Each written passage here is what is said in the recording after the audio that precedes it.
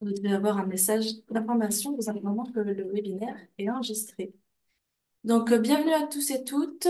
On est aujourd'hui réunis pour un webinaire dans le cadre du projet Récoltera, un projet Interonvar que vous présentera Elsa de Ebrard de Tram tout à l'heure. Ce webinaire porte sur les initiatives foncières agricoles citoyennes. On va vous expliquer ce que c'est et, euh, et donc plus généralement sur le portage foncier citoyen et son intérêt pour la transmission. Donc je vous présente rapidement le déroulé, parce que j'ai laissé 14h, 16h, mais il est bien 10h. Et le webinaire se terminera à midi avec plusieurs temps d'échange. Donc on commence par une petite présentation du projet Récoltera rapide pour que vous situez le contexte du webinaire et un premier temps d'éclairage de Caroline Dumas et Fabrice Ruffier, mes collègues à Terre de Liens. J'ai oublié de préciser, donc c'est bien écrit sur ma présentation, mais je suis Lucie Chapurla, chargée de mission installation de transmission à Terre de Liens. Et ensuite, on aura deux témoignages. Un premier de la foncière élémentaire avec Adeline Marion et un deuxième de la SC du Scrapo avec Eflamme Limpanf. Et puis un temps d'échange qui viendra à la suite de ces trois interventions. Donc, pensez bien à noter vos questions et à les poser au fil de l'eau dans le chat. On va les enregistrer voilà, et les poser à ce moment-là. On va être assez nombreux, donc peut-être que tout le monde ne pourra pas prendre la parole, mais on prend bien les questions et on aura des personnes chargées de les restituer au groupe. Ensuite, on va faire un deuxième point d'éclairage un peu sur le retour des témoignages et sur l'intérêt particulier du portage foncier sur la transmission. Et un dernier temps d'échange. Voilà. Je vais donner la parole à Elsa et Thierry de Tram pour la présentation du projet Récoltera. Oui, merci Lucie. Alors nous, c'est Elsa Ebrard et Thierry Ponce. voilà, de Tram. Donc Tram, c'est une association de développement agricole qui est organisme nationaux à vocation agricole et rurale, ONVAR. Donc comme le sont en fait tous les partenaires du projet. Il y a 11 projets. 11 partenaires, pardon. Lucie, tu peux passer à la suivante. Voilà.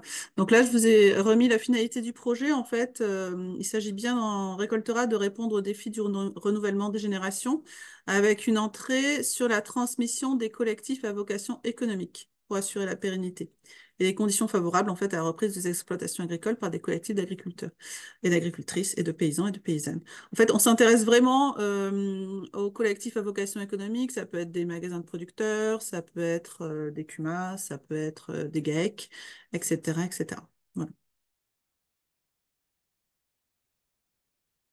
Projet, on a quatre objectifs, en fait. Déjà, c'est caractériser ce que c'est que la transmission ou reprise d'une organisation collective, quelles sont les spécificités. Ensuite, c'est analyser des situations concrètes de transmission au sein de ces collectifs.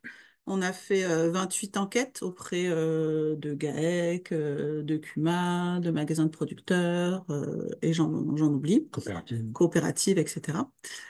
Tout ça afin de recueillir vraiment les clés de réussite et les points de vigilance de ces transmissions dans ces collectifs, toujours à vocation économique, afin de proposer des préconisations de montant en compétences pour les accompagnateurs, donc les personnes dans ces collectifs, et les personnes dans ces collectifs. Voilà, donc les accompagnateurs et les accompagnés. Et à la fin, donc, diffuser des résultats, les analyses et préconisations de ces montants en compétences. Voilà, c'est un projet qui a commencé en septembre 2022 et qui se finit en novembre 2024. Voilà. Préciser que ce qu'on entend par collectif à vocation économique, la définition qu'on en a fait au niveau des partenaires, c'est au moins deux personnes, en fait, avec une activité à la fin économique. C'est ça, donc du coup, ça peut concerner pas mal de monde. Et du coup, dans le travail aujourd'hui, alors c'est trop tôt pour présenter bien sûr les résultats parce qu'on est en plein le travail. On a quand même, au travers des enquêtes, identifié pas moins de 130 leviers d'action possibles pour faciliter les transmissions. Et puis des grandes thématiques, hein, entrer, sortir d'un collectif, transmettre la gouvernance, transmettre les compétences, et tous ces aspects liés aussi au transfert du capital, au financement des projets. Donc, c'est un domaine assez vaste. Mais on a des choses qui commencent à être très intéressantes. Ça, c'est juste un peu de teasing pour que vous soyez présents au séminaire de fin du projet qui aura lieu au mois de novembre, c'est ça? Le 7 novembre, ouais, à Mm. Paris. Voilà. Où on peut attendre jusqu'à une centaine de personnes. Donc, si vous souhaitez venir, ben, merci de vous inscrire auprès de Terre de Liens. Euh, voilà. Et ce sera avec joie qu'on vous accueillera. Ce projet, donc, je redis, il y a 11 partenaires, 11 on va, et il est financé par le ministère de l'Agriculture. Merci Elsa. Et Thierry. Euh, alors en fait, oui, donc Terre de Liens fait partie de ce projet et c'est dans ce cadre qu'on étudie notamment et qu'on présente à nos partenaires dans ce projet les avantages du portage foncier et des IFAC que vous allez découvrir sur la transmission, notamment la transmission au sein des collectifs. Je vais laisser la parole à Caroline et puis Fabrice sur ce premier temps d'éclairage pour définir ces termes d'IFAC et de portage foncier. Caroline? Ouais, tu peux changer la diapo. Bonjour à tous, donc, je suis Caroline Dumas, responsable d'installation de transmission à la Fédération Terre de Liens. Vous allez entendre le mot IFAC, donc c'est bien les initiatives foncières agricoles citoyennes, et c'est un terme qui vient de nos recherches, nos travaux à Terre de Liens. Il faut savoir que dans le projet Récoltera, il y a une ligne sur ces structures qui, pour nous, sont importantes. Ce webinaire vraiment fait partie du travail que l'on prévoyait dès le dépôt du projet pour que justement les 11 partenaires prennent connaissance de l'intérêt et de l'existence et des particularités de ces initiatives foncières agricoles citoyennes. Je peux passer à la diapo suivante. Bon, très vite, je pense, parce que là, c'est ce que je vais vous présenter. Celle d'après, on peut aller direct. Donc, juste définition des initiatives foncières agricoles citoyennes. C'est une définition un peu complexe, mais c'est juste pour vous définir bien où on est. Ce terme proposé par Terre de Liens vise à définir des structures portées par des collectifs de citoyens.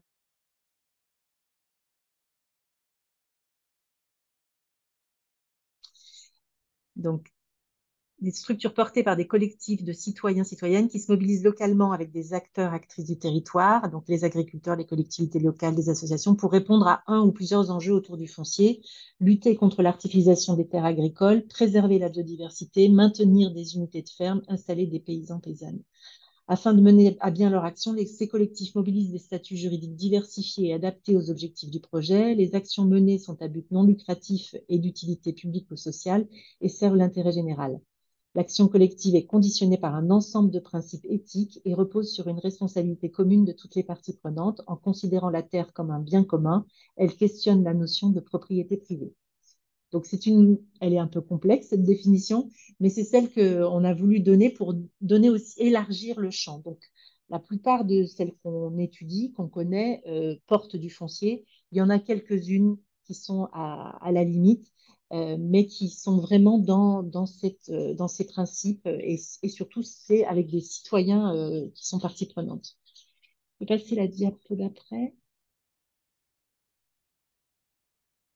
Donc, je voulais montrer quelques repères dans le temps, parce que pour Terre de Liens, évidemment, on se sent une IFAC. Hein.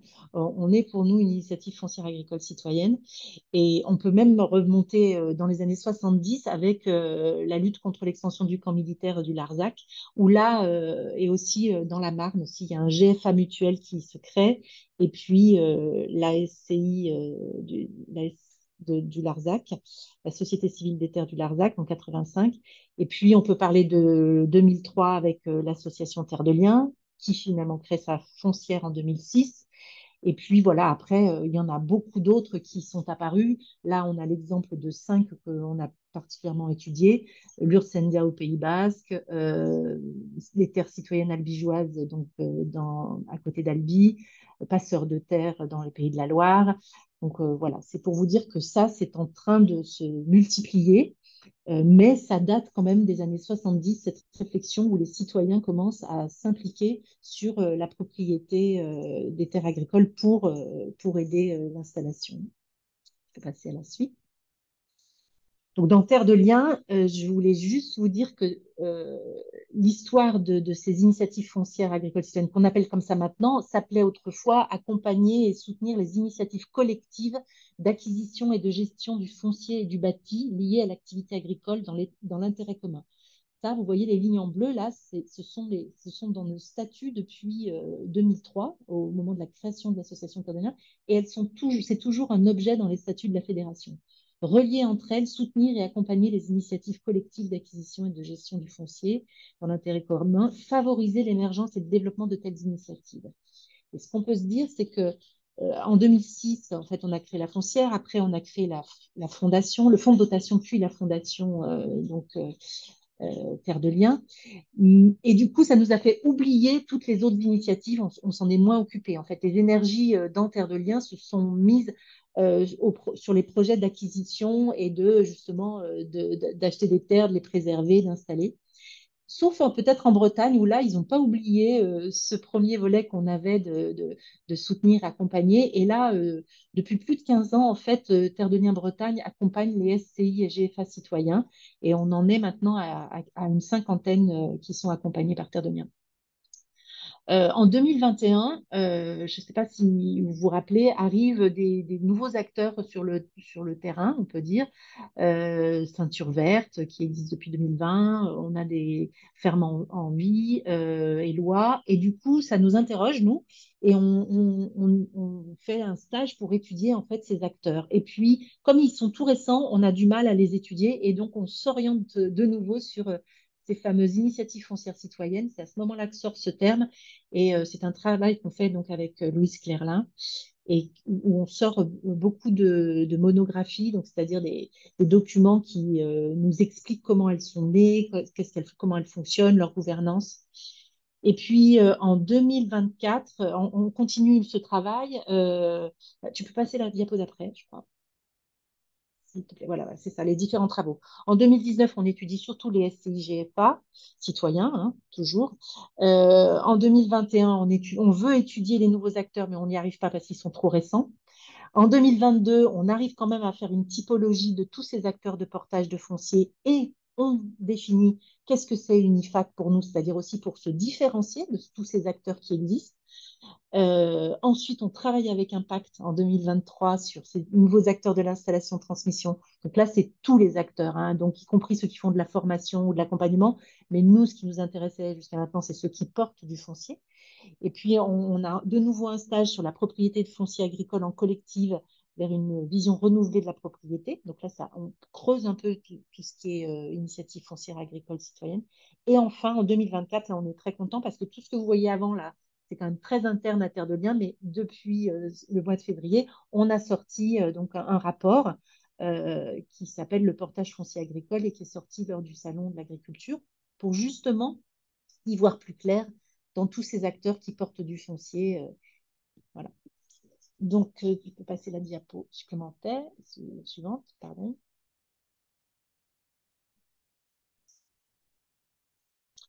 Donc, très vite, celle d'après, elle montre des exemples bien étudiés. Donc, en 2021, Terre citoyenne albigeoise, l'Ursendia. Vous voyez que chacune a ses particularités. L'Ursendia, c'est quand même quelque chose de très important. Ils ont plusieurs structures juridiques. Ils font beaucoup de préemptions. C'est au Pays Basque. On a le Terre citoyenne albigeoise qui est très intéressante, c'est une SIC et elle a acheté des terres mais sans avoir forcément des porteurs de projets. Et donc elle s'est associée, elle a créé aussi une SCEA, donc là une structure d'exploitation agricole à côté. On a les passeurs de terre, donc là qui a une échelle beaucoup plus régionale, qui aussi innove sur les baux à domaine congéable par rapport au bâti et au sol. Donc, toutes ces initiatives foncières citoyennes, pour nous, montrent des innovations et des spécificités. Je ne peux pas aujourd'hui vous les présenter toutes, mais vous avez moyen d'aller creuser. Passer à la diapo suivante, s'il te plaît, Lucie. Du coup, pour nous, ce que ça montrait, toutes ces analyses, c'est que les initiatives foncières agricoles citoyennes, elles permettaient de faciliter l'accès à la terre pour les porteurs de projets, elles permettent d'installer des paysans et elles permettent aussi de transmettre plus facilement des exploitations agricoles. Du coup, là, je vous ai mis des petits exemples à chaque fois. Par exemple, l'épargne solidaire, ça, c'est Passeurs de Terre qui fait ça. Le prêt à taux zéro, c'est Paysans de Nature. Bon, les dons, les legs, on a évidemment l'exemple de l'Ursendia et de Terre en commun. La veille foncière qui est faite par beaucoup, hein, mais entre autres Terre citoyenne albigeoise, les préemptions plutôt de l'Ursendia. Donc, vous voyez, donc, chacune des initiatives foncières étudiées nous montre des actions spécifiques qui vont au-delà de simplement porter du foncier pour que des agriculteurs s'installent. Donc, si on veut regarder plutôt le pavé transmettre des exploitations agricoles, vous voyez que on a aussi la notion de reprendre des grandes exploitations, qui est quand même un problème de plus en plus prégnant aujourd'hui. En tout cas, que Terre de Liens rencontre vraiment dans pas mal de ces régions. Et avec une problématique puisqu'on n'a pas les porteurs de projets en face qui veulent reprendre ces systèmes d'exploitation et ces grandes surfaces. Donc là, ça sert aussi à ça, le portage foncier. Ça permet, dans certains cas, de restructurer et de pouvoir attendre les porteurs de projets. Donc, c'est le cas, par exemple, de Terre citoyenne albigeoise. Du coup, attends, oui, bon, du coup, si tu veux, tu peux passer. Juste faciliter la transmission du bâti. Voilà, je vous ai parlé du bail à domaine congéable. Et puis, il y a aussi construction sur sol d'autrui. Et l'exemple qu'on va voir tout à l'heure avec la foncière élémentaire pourra nous développer un peu ça. Et puis, voilà, donc tu peux passer à la diapo suivante. Donc, ce qui était important pour nous, c'était de pouvoir se différencier des autres porteurs, des autres acteurs qui ne nous semblaient pas aller dans la même optique que nous et dans les mêmes intentionnalités. Et du coup, on a réussi à développer 7 critères qui nous semblaient nous définir un peu mieux ce que Terre de Liens fait, mais aussi justement ces IFAC font aussi. Donc, c'est la terre considérée comme un bien commun, l'orientation des usages de la terre vers une agriculture agroécologique, nourricière et locale, des conditions d'accueil et d'accompagnement des porteurs de projets facilitantes, la non-lucrativité et la transparence économique, la place des citoyens importante dans le collectif et sa gestion, la place des agriculteurs aussi importante, et un fort ancrage territorial. Donc ça, c'est 7 critères qui nous ont permis un peu justement de faire des familles et des distinctions. Tu peux passer la diapo suivante très vite, juste pour vous dire que nous, on s'est quand même allé, on est allé jusqu'à des questionnaires avec pour mettre des points en fait de ces différents acteurs. Tu peux passer à la diapo suivante, ce qui nous permettait de faire des schémas en araignée. Et vous voyez par exemple sur nos 7 critères, quand on prenait la terre citoyenne albigeoise, sur la préservation des terres, sur l'orientation des usages, on donnait une note avec évidemment les informations qu'on avait hein, et avec la communication et en creusant au maximum. Et donc, on a des toiles d'araignée qui sont quand même très larges sur les 7 critères. Quand on étudie les autres acteurs, bon, vous voyez que les schémas ne sont pas aussi larges et on a certains endroits qui ne sont pas traités aussi fort que d'autres. Voilà, ça nous permettait pour nous d'évaluer finalement, selon nos critères importants, ces différents acteurs. Bon, ça, c'est le travail qu'on a fait en 2021-2022. Tu peux passer à la suite. La suite, voilà, c'est que ça a donné le rapport de 2024 qui a du coup retravaillé les familles d'acteurs et donné une nouvelle définition avec le portage conservatoire qu'on emploie du coup depuis la sortie du mois de février. Et là, je vais passer la parole à Fabrice qui a travaillé à la rédaction de ce rapport pour vous en dire un peu plus. Bonjour à toutes et tous. Donc, on va effectivement, là, dans les minutes qui viennent, préciser un petit peu comment on analyse ce qui se passe sur ce qu'on va appeler pour l'instant le portage foncier en général et répondre à quelques questions là, qui se manifestent sur l'espace de discussion actuellement, justement pour, si nous, on a défini, on a fait ce travail depuis quelques années avec le parcours qu'indiquait Caroline, pour essayer vraiment d'identifier les particularités des initiatives foncières citoyennes dont Terre de Liens fait partie et les différencier évidemment d'autres initiatives qui, selon nous, n'ont pas les mêmes résultats, les mêmes bénéfices du point de vue de l'intérêt général.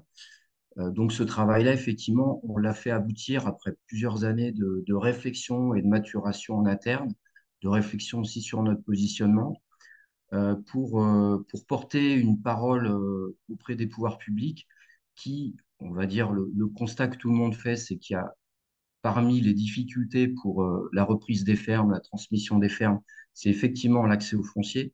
Donc la réponse simple serait de dire on favorise l'investissement dans le foncier.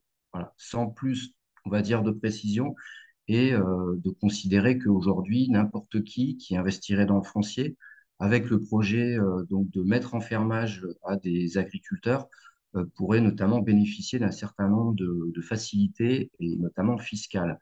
Donc, il y a effectivement ces velléités qui sont portées au niveau de- de nos gouvernants. Il y a des projets de loi, des lois qui sont passées dernièrement pour faciliter, notamment, quelqu'un évoqué dans le chat, le GFA investisseur.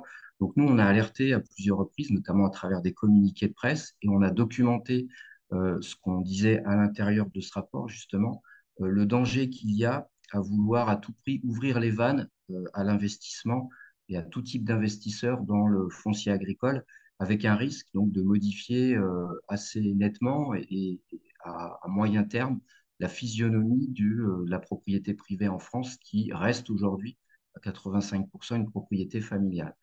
Donc, dans ce rapport, ce qu'on a fait, c'est qu'on a documenté justement euh, on a caractérisé ce que pouvait être le portage foncier et on a identifié trois grandes familles pour différencier tous ces acteurs et toutes ces modalités.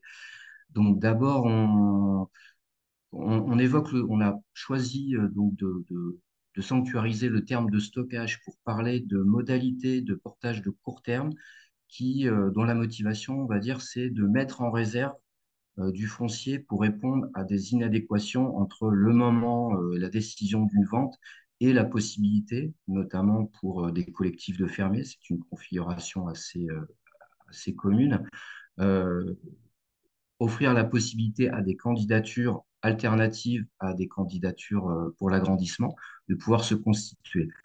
Donc ça, c'est ce qu'on appelle le stockage. Et généralement, le stockage, la mise en réserve, c'est porté par la SAFER avec assez souvent le soutien de collectivités, à la fois pour financer les frais de stockage à court terme et éventuellement pour apporter une garantie ça y est, j'ai plus le terme en tête, une garantie de fin, mais c'est pas ça, je crois, le terme.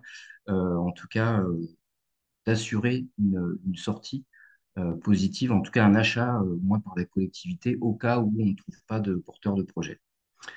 Le deuxième type qu'on a clairement identifié, c'est ce qu'on a appelé le portage de moyen terme, qui concentre, on va dire, aujourd'hui beaucoup d'acteurs hors des initiatives foncières agricoles citoyennes, qui se caractérisent par un portage euh, dans une temporalité en général de 5 à 15 ans. Donc après, on a toutes les formules, mais 5 ans, c'est le minimum et 15 ans, souvent, c'est le temps indiqué comme étant le temps de portage maximum, parfois plus, notamment comme avec le projet, il est à peine constitué, je crois, ou il est en projet, je ne sais plus exactement, mais la structure qui s'appelle Elan, qui serait portée par la SAFER, propose des portages de un petit peu plus long terme, jusqu'à 25-30 ans. Mais en tout cas, on est bien toujours dans cette idée qu'au terme d'une certaine période, il y a une revente qui est quasiment obligatoire, puisque la structure ne se donne pas de vocation d'être dans un portage sans limitation de durée. Donc l'avantage de ce portage à moyen terme, c'est qu'il permet de différer éventuellement l'achat pour l'agriculteur et qui lui permet, notamment au moment de l'installation, de se concentrer sur les investissements sur son outil de production. Ce qu'on observe aussi, c'est que les modalités de mise à disposition, de location, dépendent du type du projet du propriétaire, bien que étant encadré par le statut du fermage, il y a différentes modalités possibles, avec des clauses environnementales ou pas, plus ou moins longue durée, et avec des fois la possibilité de majorer le fermage. Ce qui est aussi intéressant de voir, sur ces acteurs de portage long terme, c'est qu'il y a eu une effervescence là, ces dernières années. Il y a eu énormément de structures, euh, parfois certaines structures qui n'ont rien à voir avec le milieu agricole, des structures publiques, des structures privées qui se sont positionnées finalement sur le portage de terres agricoles. Souvent le portage de terre, un peu plus rarement sur le portage du bâti, on aura l'occasion d'en reparler. Et enfin, donc, on a voulu caractériser finalement ce que les projets de portage portés par l'initiative foncière agricole citoyenne, et on a trouvé, pour vraiment les distinguer et notamment être assez clair dans nos messages vis-à-vis du pouvoir public, on a choisi le terme de portage conservatoire. On a eu beaucoup de débats en interne pour choisir le terme, mais celui-ci nous paraissait être le plus explicite pour justement mettre en avant que une grosse différence par rapport aux structures de portage de moyen terme, c'était la durée. On va dire on est sans durée justement, un portage illimité et assez fréquemment sans objectif de revente. L'objectif affiché aussi par ces initiatives souvent sont liés à l'installation et la transmissibilité. On verra, c'est aussi notre différence avec les structures de portage de moyen terme, et également souvent portés par des projets en lien avec la transition agricole. Donc ça, ce portage conservatoire, pour nous, il caractérise essentiellement des structures de type initiative foncière agricole citoyenne et des collectivités. Diapo suivante, s'il vous plaît. Donc, ce qu'on analyse de manière assez détaillée dans le rapport sur l'état des terres 2024, c'est justement à partir d'exemples concrets. Donc, on a notamment étudié 16 structures de portage moyen terme, donc hors initiative foncière agricole citoyenne. On les a documentées et on a identifié un certain nombre de risques et dérives possibles de ce type de portage. Donc, on n'est pas toujours affirmatif parce que certaines structures, comme on l'a dit, sont assez récentes. Mais on a levé un certain nombre de questions auxquelles on n'a pas de réponse aujourd'hui, notamment parce que, en ce qui concerne les initiatives récentes, il n'y a pas suffisamment de visibilité pour savoir si les modèles qui sont affichés, notamment toutes les velléités, on va dire, les affichages vertueux, on ne sait pas si ces structures-là sont vraiment en capacité de les mettre en œuvre. Et parfois, donc, nous, on se questionne sur la possibilité qu'elles auront de vraiment favoriser, c'est-à-dire le volet transition agricole qu'elles affichent la plupart du temps, en balance avec la notion de rentabilité. Voilà. Il y a cette idée qu'aujourd'hui, il faut il faut à la fois, pour attirer les investisseurs et parce que ce serait vertueux intrinsèquement, on pourrait concilier les deux objets. Donc nous, on est à minima interrogatif sur ce type d'affirmation et on documente ça assez précisément et notamment on alerte, et en particulier les pouvoirs publics, sur le risque qu'il y aurait à soutenir ce type d'initiative sans avoir aucune garantie en face, et notamment dans les risques qu'on a identifiés assez clairement. Donc, la plupart du temps, ces initiatives-là ne prévoient rien, ne garantissent rien concernant la possibilité de spéculer en cas de revente, puisqu'elles sont toujours basées sur une hypothèse de revente à plus ou moins long terme, comme on l'a vu. Donc, ça veut dire que finalement, cette question de l'agriculteur ou de ses partenaires qui doivent repayer le foncier à chaque génération, elle n'est pas résolue par ces initiatives de portage de foncier. Donc, on va à court terme peut-être favoriser des installations, mais la transmissibilité, la transmission, c'est plus aléatoire. Ensuite, donc, il y a cette interrogation sur les modèles. On cherche la rentabilité de l'investisseur. Donc, parfois, c'est clairement, ou ça peut être clairement au détriment de celle de l'agriculteur. Pour vous donner quelques exemples de principes de quelques-unes de ces structures, on peut avoir donc des bails majorés par des baux à long terme. Avec des baux de 25 ans, on peut majorer les fermages. On peut aussi, dans un certain nombre d'initiatives, il y a des prestations obligatoires pour le fermier, ceinture verte, loi notamment, et également d'autres investissent également dans l'entreprise agricole et donc le portage est lié à une prise de participation dans l'entreprise agricole avec un objectif de rémunération sur le chiffre d'affaires. C'est ce qu'on appelle notamment le capital risque. Enfin, on a observé des mécanismes un petit peu plus nouveau, on va dire.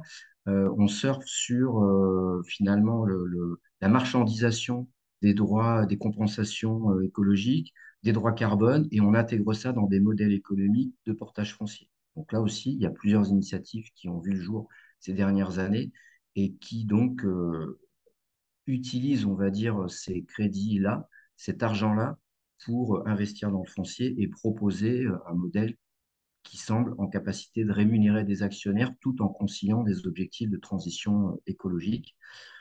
Et enfin, on a noté, et ça c'est notamment un risque lié au GFA investisseur, hein, comme c'était demandé par une des participantes à cette visio, le risque très très clair de favoriser à tout prix les investisseurs dans le foncier, c'est de favoriser certains types d'agriculture, certains types d'achats, notamment, si on doit résumer, des achats de grandes surfaces sur des terres plates et sans bâti. Voilà. Donc, clairement, le risque, il est là. Et en tout cas, aujourd'hui, les investisseurs, ils sont plutôt attirés par des facilités, donc acheter des grandes surfaces, avoir un niveau de rentabilité relativement assuré, au moins à court terme, et sans tenir compte des enjeux des règlements climatiques, et donc de ne pas aller sur des fermes plus complexes avec une rentabilité plus aléatoire, des fermes d'élevage situées en montagne, des choses comme ça, et donc a fortiori d'aller sur le bâti. Diapo suivante. Juste, Donc évidemment, ouais, Fabrice, ouais, on a 5 minutes, juste fais un petit. Dépêche-toi. ouais, Voilà. oui, oui, bah, je termine. Je termine, donc je ne vais pas développer, mais du coup, on a déjà eu un aperçu, on a encore des démonstrations, des bénéfices, allez, on va dire objectifs, qui sont apportés par le portage conservatoire, à la fois pour le renouvellement des actifs, donc ça c'est l'enjeu à court terme, c'est celui qui est identifié et c'est celui qui sert aujourd'hui à justifier tout et n'importe quoi en termes de soutien des pouvoirs publics, mais également la transition agricole et la transmissibilité sur le long terme. Ça, je ne développe pas, c'est des choses qu'on a déjà dites et qu'on va présenter. Néanmoins, donc, nous, on attire l'attention aussi de tout le monde et c'est un enjeu sur lequel on travaille, qui est un enjeu finalement aussi probablement de mise en réseau des initiatives foncières agricoles citoyennes, un enjeu de mutualisation de moyens et de ressources, puisque le constat, c'est que quand on n'est pas sur des modèles qui cherchent la rentabilité de l'investisseur et qui donc ponctionnent quelque part le travail de l'agriculteur, ou s'appuient sur d'autres mécanismes plus ou moins pervers, on peut dire, l'équation économique, elle est quand même difficile pour les initiatives foncières agricoles citoyennes et les compétences à mobiliser sont importantes, notamment quand on gère du bâti. Euh, la foncière, de son retour, on va dire, en équivalent de force salariée, estime que le temps de gestion d'une ferme à l'année, c'est l'équivalent de 2000 euros en termes de force salariée. Il faut équilibrer. Le seul revenu, souvent, c'est le fermage. Et souvent, le fermage est modéré. Et en regard, on a des charges à payer, les impôts fonciers, l'assurance du propriétaire, l'entretien des installations et notamment du bâti, qui peut être aussi une charge très très importante. Et évidemment, donc on retrouve cette, euh, cet invariant que nous, en tout cas, on a depuis 20 ans largement expérimenté. C'est vraiment que ce qui coûte, ce qui pèse vraiment beaucoup dans la balance, c'est le poids du bâti. Et c'est ça qui, notamment, est une charge très, très importante et qui rend le, le- l'équilibre du modèle, c'est-à-dire ne pas perdre d'argent à minima, parfois un exercice un peu difficile, mais sur lequel Terre de Liens commence à avoir un retour d'expérience assez significatif. Diapo suivante. Voilà, donc en conclusion, comme je vous disais, donc toutes ces analyses-là, l'idée, c'était pas de les détailler aujourd'hui, mais de vous inciter à lire ce rapport qui documente assez clairement et qui apporte le plus d'arguments possible. En tout cas, c'est l'étude probablement la plus aboutie à ce jour qui permet de vraiment porter un regard critique à partir d'éléments objectifs sur le bénéfice-risque en termes d'enjeux de l'avenir de la transition agricole sur les différentes modalités proposées aujourd'hui en termes de portage foncier au sens large.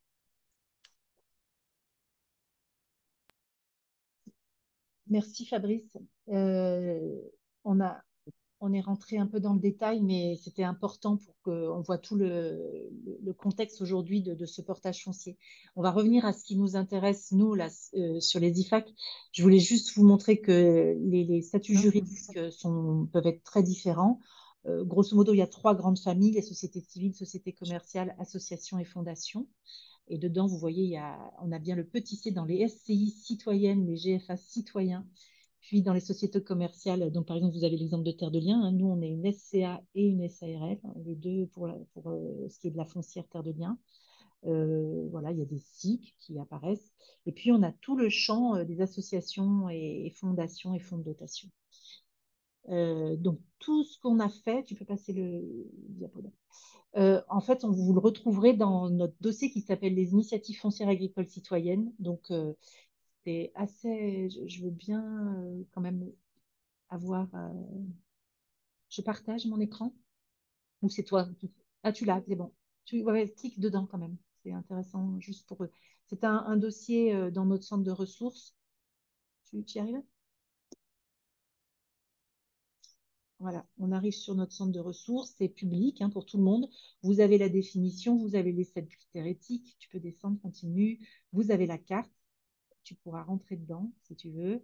Vous avez quelques exemples. Et puis surtout, vous avez 22 monographies, c'est-à-dire 22 IFAC renseignés sur son histoire, sa gouvernance, son fonctionnement. Voilà. Les dernières, c'est sur la foncière élémentaire et la foncière antidote. Donc, voilà. Et tu peux rentrer dans la carte peut-être? Ou je le fais peut-être par... Voilà, donc vous pouvez cliquer sur la carte, vous rentrez dans une carte interactive.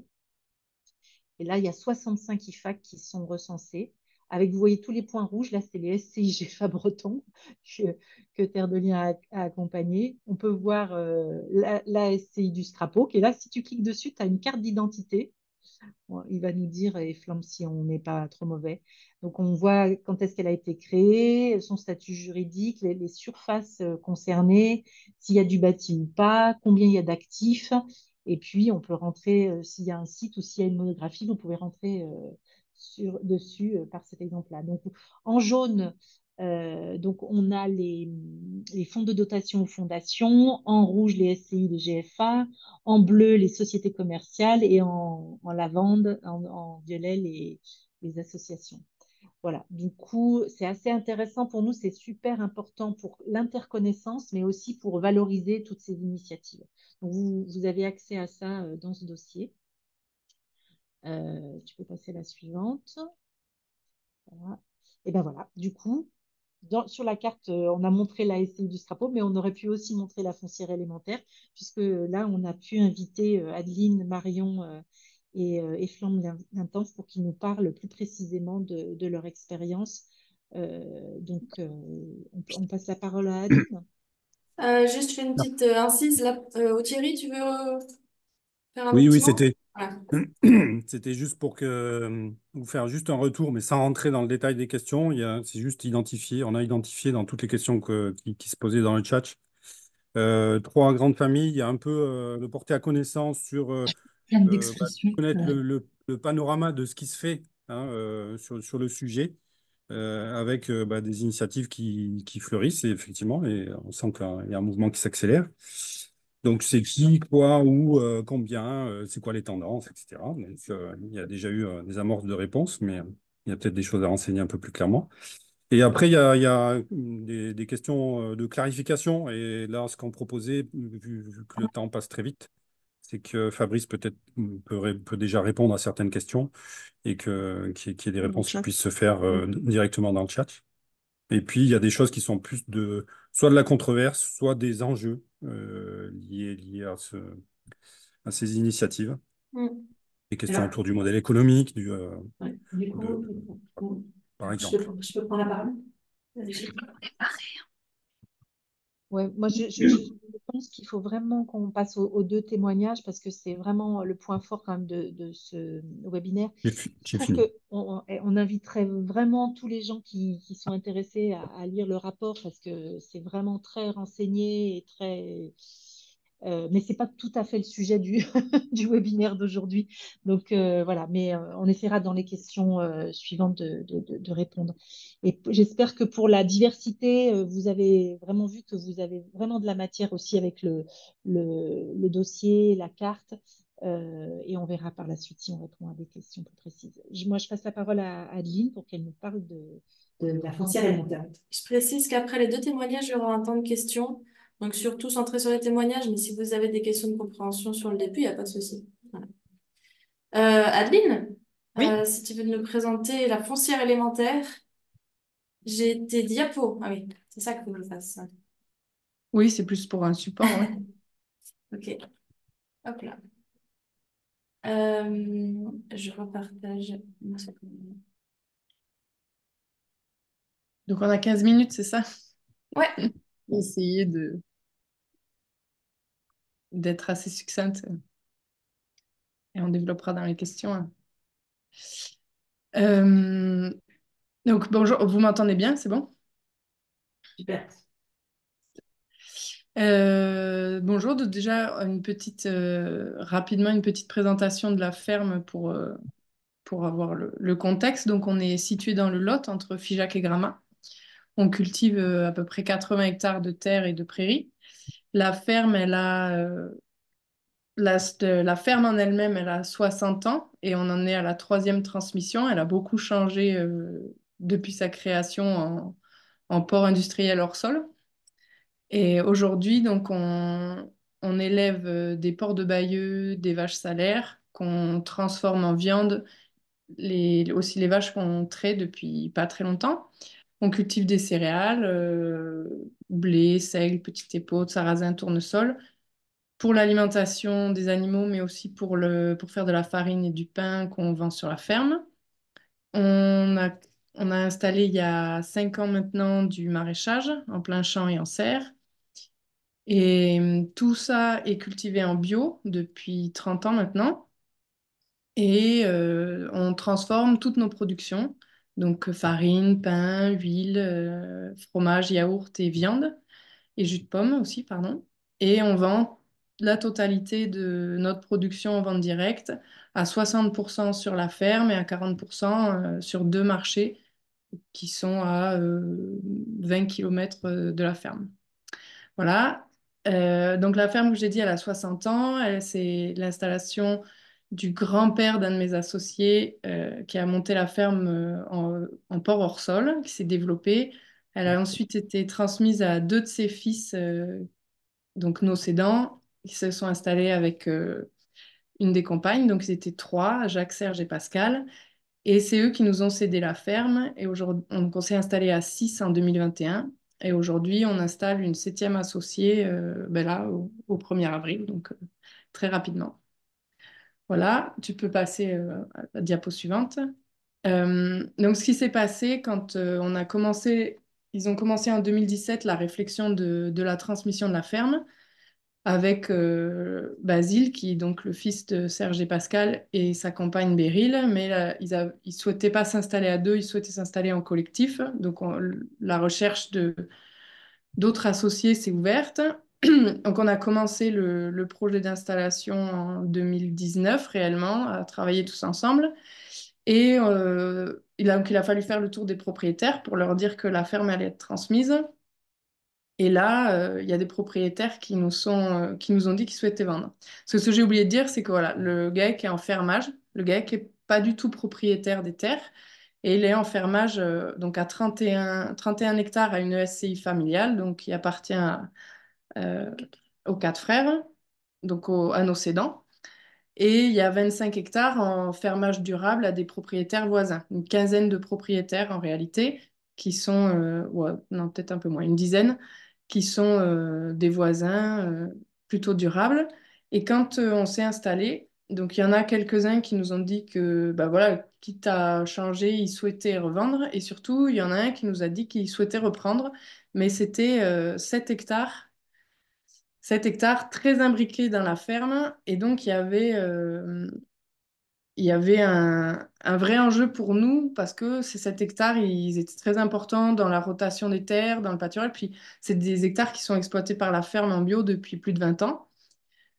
Donc là, c'est poser la question à notre installation de dire, ben, OK, les hectares vont partir. Est-ce que, y en a de nous qui s'installent, qui ont envie de les racheter? Parce que chez nous, cet hectare se vend à peu près 6 000 € l'hectare, donc c'était une petite somme.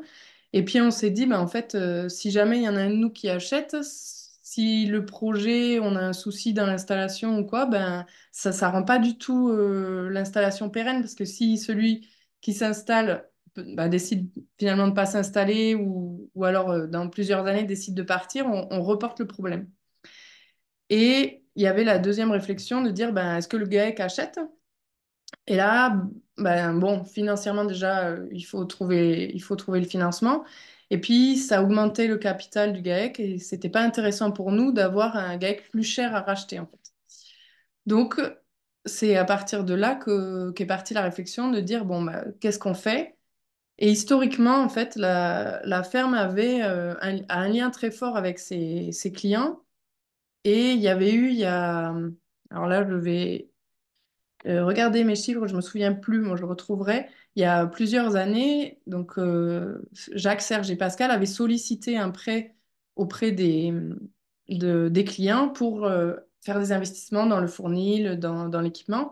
Et ils avaient emprunté 55 000 € à leurs clients qu'ils avaient remboursés sur 5 ans. Donc il y avait déjà cet état d'esprit d'être très en lien avec les consommateurs et de les faire, enfin, de leur demander pas de, enfin, si, d'être investis dans le fonctionnement de la ferme pour nous aider à fournir leur alimentation de qualité. Donc à partir de là, on a fait des réunions avec les consommateurs. On s'est vraiment, la réflexion elle a été portée entre fermiers et consommateurs et habitants du territoire. Au début, on s'est posé la question de faire une SCI dont l'actionnaire majoritaire serait une association. Et puis, en discutant avec Terre de Liens, en discutant avec la fondation Antidote, le fonds de dotation Antidote, pardon, qui mène un autre projet à quelques kilomètres de chez nous, ben, on était vraiment parti sur cette idée de SCI et d'association. Et en fait, on a découvert le fonds de dotation. Et là, on s'est dit, ben, ça a l'air quand même vraiment très bien, très pratique. Il n'y a pas il y a pas de part sociale, donc personne n'a de part sociale dans c'est sans capital. Et donc, on est parti sur cette idée de fondation, de fonds de dotation, pardon, excusez-moi. Euh, ouais, je pense que tu peux passer à la diapo d'après. Donc voilà, on a fait on s'est fait accompagner pour réussir à monter la foncière. Et on était, je pense que pour la première, on a fait plusieurs jours de formation et on était une quinzaine entre fermiers et consommateurs pour réfléchir à comment construire ce fonds de dotation. Voilà, neuf de la ferme et 8 complices, on les a appelés au début, qui nous ont vraiment aidés à penser, créer, rédiger, se questionner pour monter la foncière. Et à l'issue moi, je ne sais pas combien de jours on a fait, ouais, au moins 3 ou 4 jours de formation. En avril 2021, on a décidé de monter le fonds de dotation à usage de foncière agricole. Donc, on a fait un choix important au niveau du fonds de dotation qui est il est à dotation non consomptible.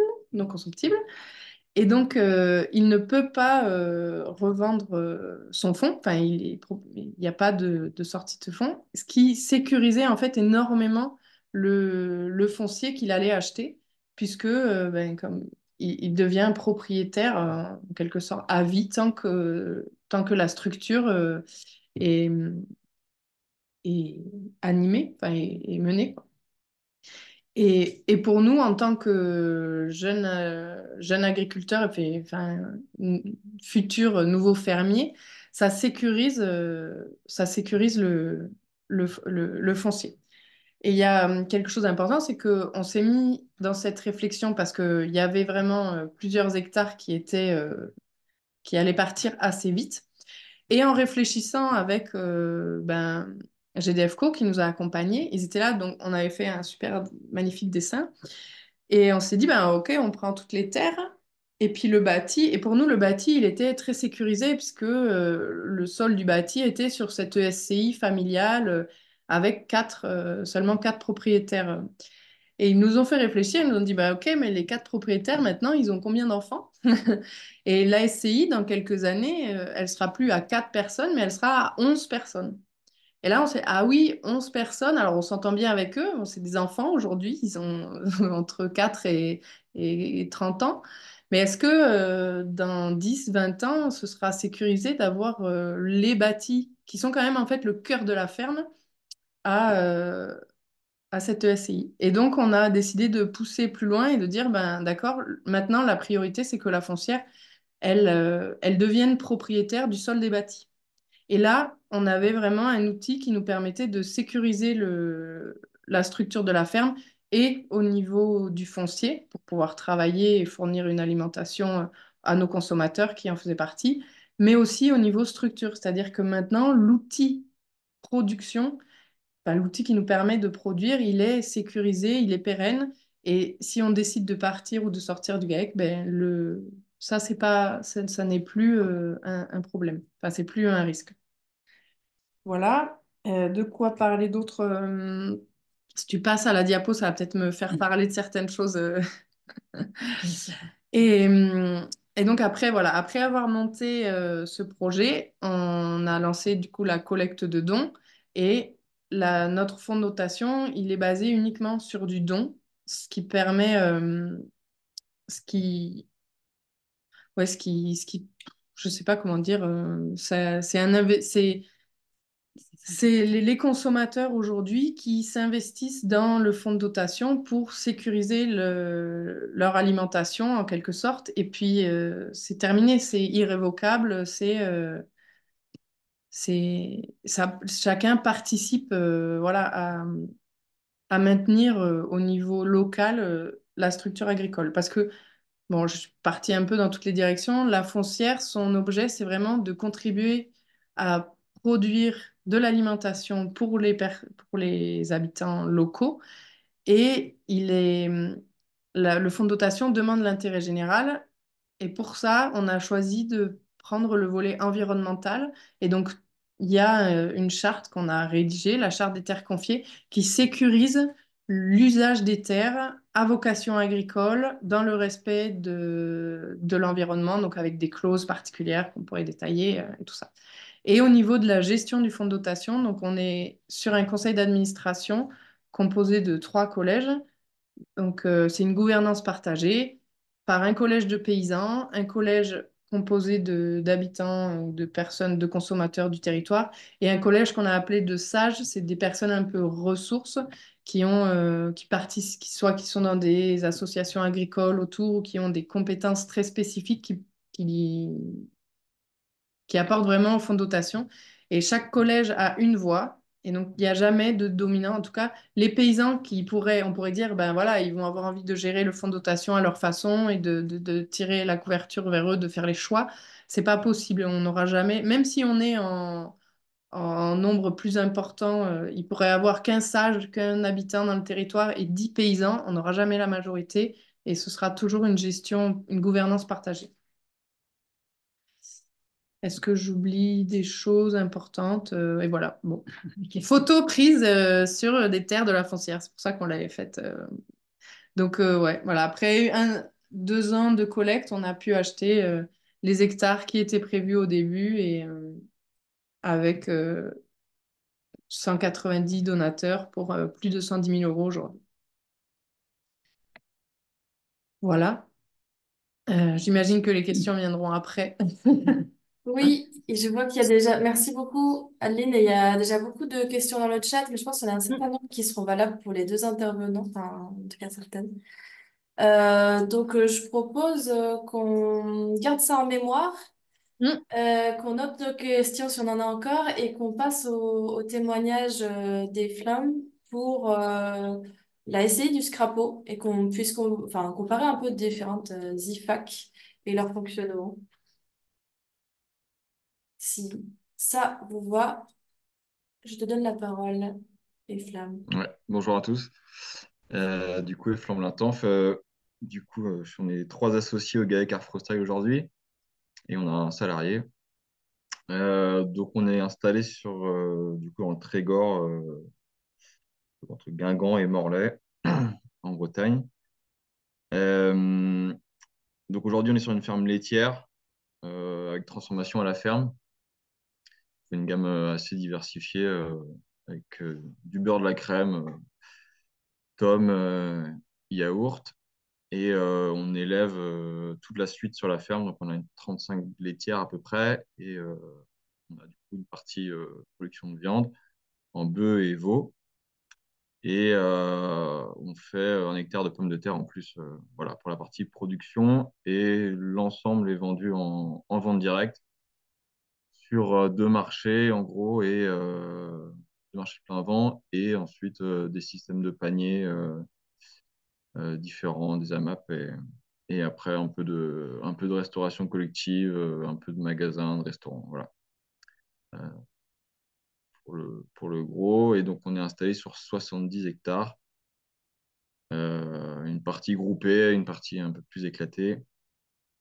Et donc, voilà, la particularité, c'est que à l'installation, on a créé une SCI pour reprendre tout l'immobilier de la ferme qui était à reprendre. Donc, aujourd'hui, on loue 47 hectares à la SCI et le reste, donc, c'est des propriétaires extérieurs, pour donner une idée. Et donc, tous les bâtiments d'élevage et la longère, où personne n'habite, des trois associés, est loué également à la SCI. Donc, pourquoi est-ce qu'on a créé une SCI pour s'installer? En fait, l'idée était d'abord un peu large et politique, de se dire que on savait qu'il y avait ce problème de transmissivité des fermes lié au poids de l'immobilier. Et donc, on s'est dit, bah, si nous, on ne trouve pas une solution au moment de notre installation, on va reporter le problème sur la génération suivante. Donc, on s'est dit que c'était à nous étant conscient de ça, c'était à nous de faire le travail. Euh, donc voilà, on est parti de l'idée qu'on allait essayer de faire reprendre l'ensemble de l'immobilier qui était avant, foncier et bâti, par une même SCI et une SCI citoyenne. Et donc à l'époque, Terre de Liens-Bretagne privilégiait notamment les SCI citoyennes, donc des entités autonomes liées au territoire, du coup, parce que c'est souvent des citoyens du territoire qui prennent des parts. Donc on est parti sur ce modèle-là, et après il y avait quand même un challenge à l'époque, c'était que il y avait 420 000 euros à trouver en épargne citoyen en fait pour acheter l'ensemble de la ferme. Donc on a fait une collecte sur 5 mois avec beaucoup de réunions publiques, beaucoup de sollicitations au niveau des médias pour se faire connaître. Et donc en 5 mois, on a trouvé l'ensemble de la somme et, euh, et on a même dû refuser du monde à la fin parce qu'il fallait clore. Et donc voilà, c'est aussi pour dire que nous, c'était important de finir comme ça, dans le sens où ça donnait un peu de crédibilité au modèle, de dire que c'est pas juste un one-shot, c'est qu'il y a des gens qui sont prêts à mettre, on a pu refuser du monde à la fin. Donc voilà, je précise ça parce que c'est pour nous, la partie reproductivité du modèle était importante et du coup, voilà. Donc aujourd'hui, la SCI, c'est en gros 450 000 euros en part de 500 euros et donc on a 300 propriétaires en gros. Euh, donc toute la partie foncier est en bail rural avec clause environnementale et la partie bâtie est en bail amphithéotique. Donc ça veut dire que les obligations du propriétaire sont déléguées au locataire. Donc ça enlève la partie risque et poids en fait du bâti dans le modèle. Donc c'est nous en tant que GAEC qui sommes tenus de faire l'entretien des bâtiments, de payer la taxe foncière. Euh, voilà, grosso modo. Et Et voilà, après, pour les statuts de la SCI, pour faire assez simple, donc c'est une personne, une voix, euh, pour enlever le poids de personnes qui auraient plus de parts que d'autres. Euh, et ensuite, on a fait le choix de faire des mouvements de parts tous les 5 ans. Donc ça, c'est important pour la stabilité de la structure. Et bon, notamment, ça permettait de sécuriser les 5 premières années, de ne pas avoir à refaire une collecte. Donc là, on a passé les 5 ans, parce que je n'ai pas précisé, on s'est installé en 2018. Donc on a eu un mouvement de parts important l'année dernière, qui était aussi lié au fait que entre-temps, le GAEC a bougé. On est passé de 5 associés à 2 associés, à 3 associés, pardon.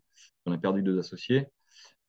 Euh, et donc, bah, ça a donné lieu à peut-être plus de mouvements de parts que dans un fonctionnement un peu routinier. Donc voilà, ça s'est bien passé. On a retrouvé d'autres personnes intéressées en interne et en externe de la SCI.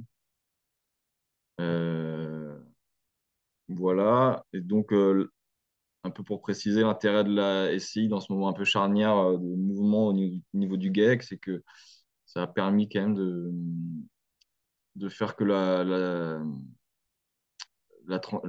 transition soit facile en termes de sortie, parce qu'on n'a pas, on n'a pas capitalisé sur l'immobilier pendant la période où les 2 associés étaient là.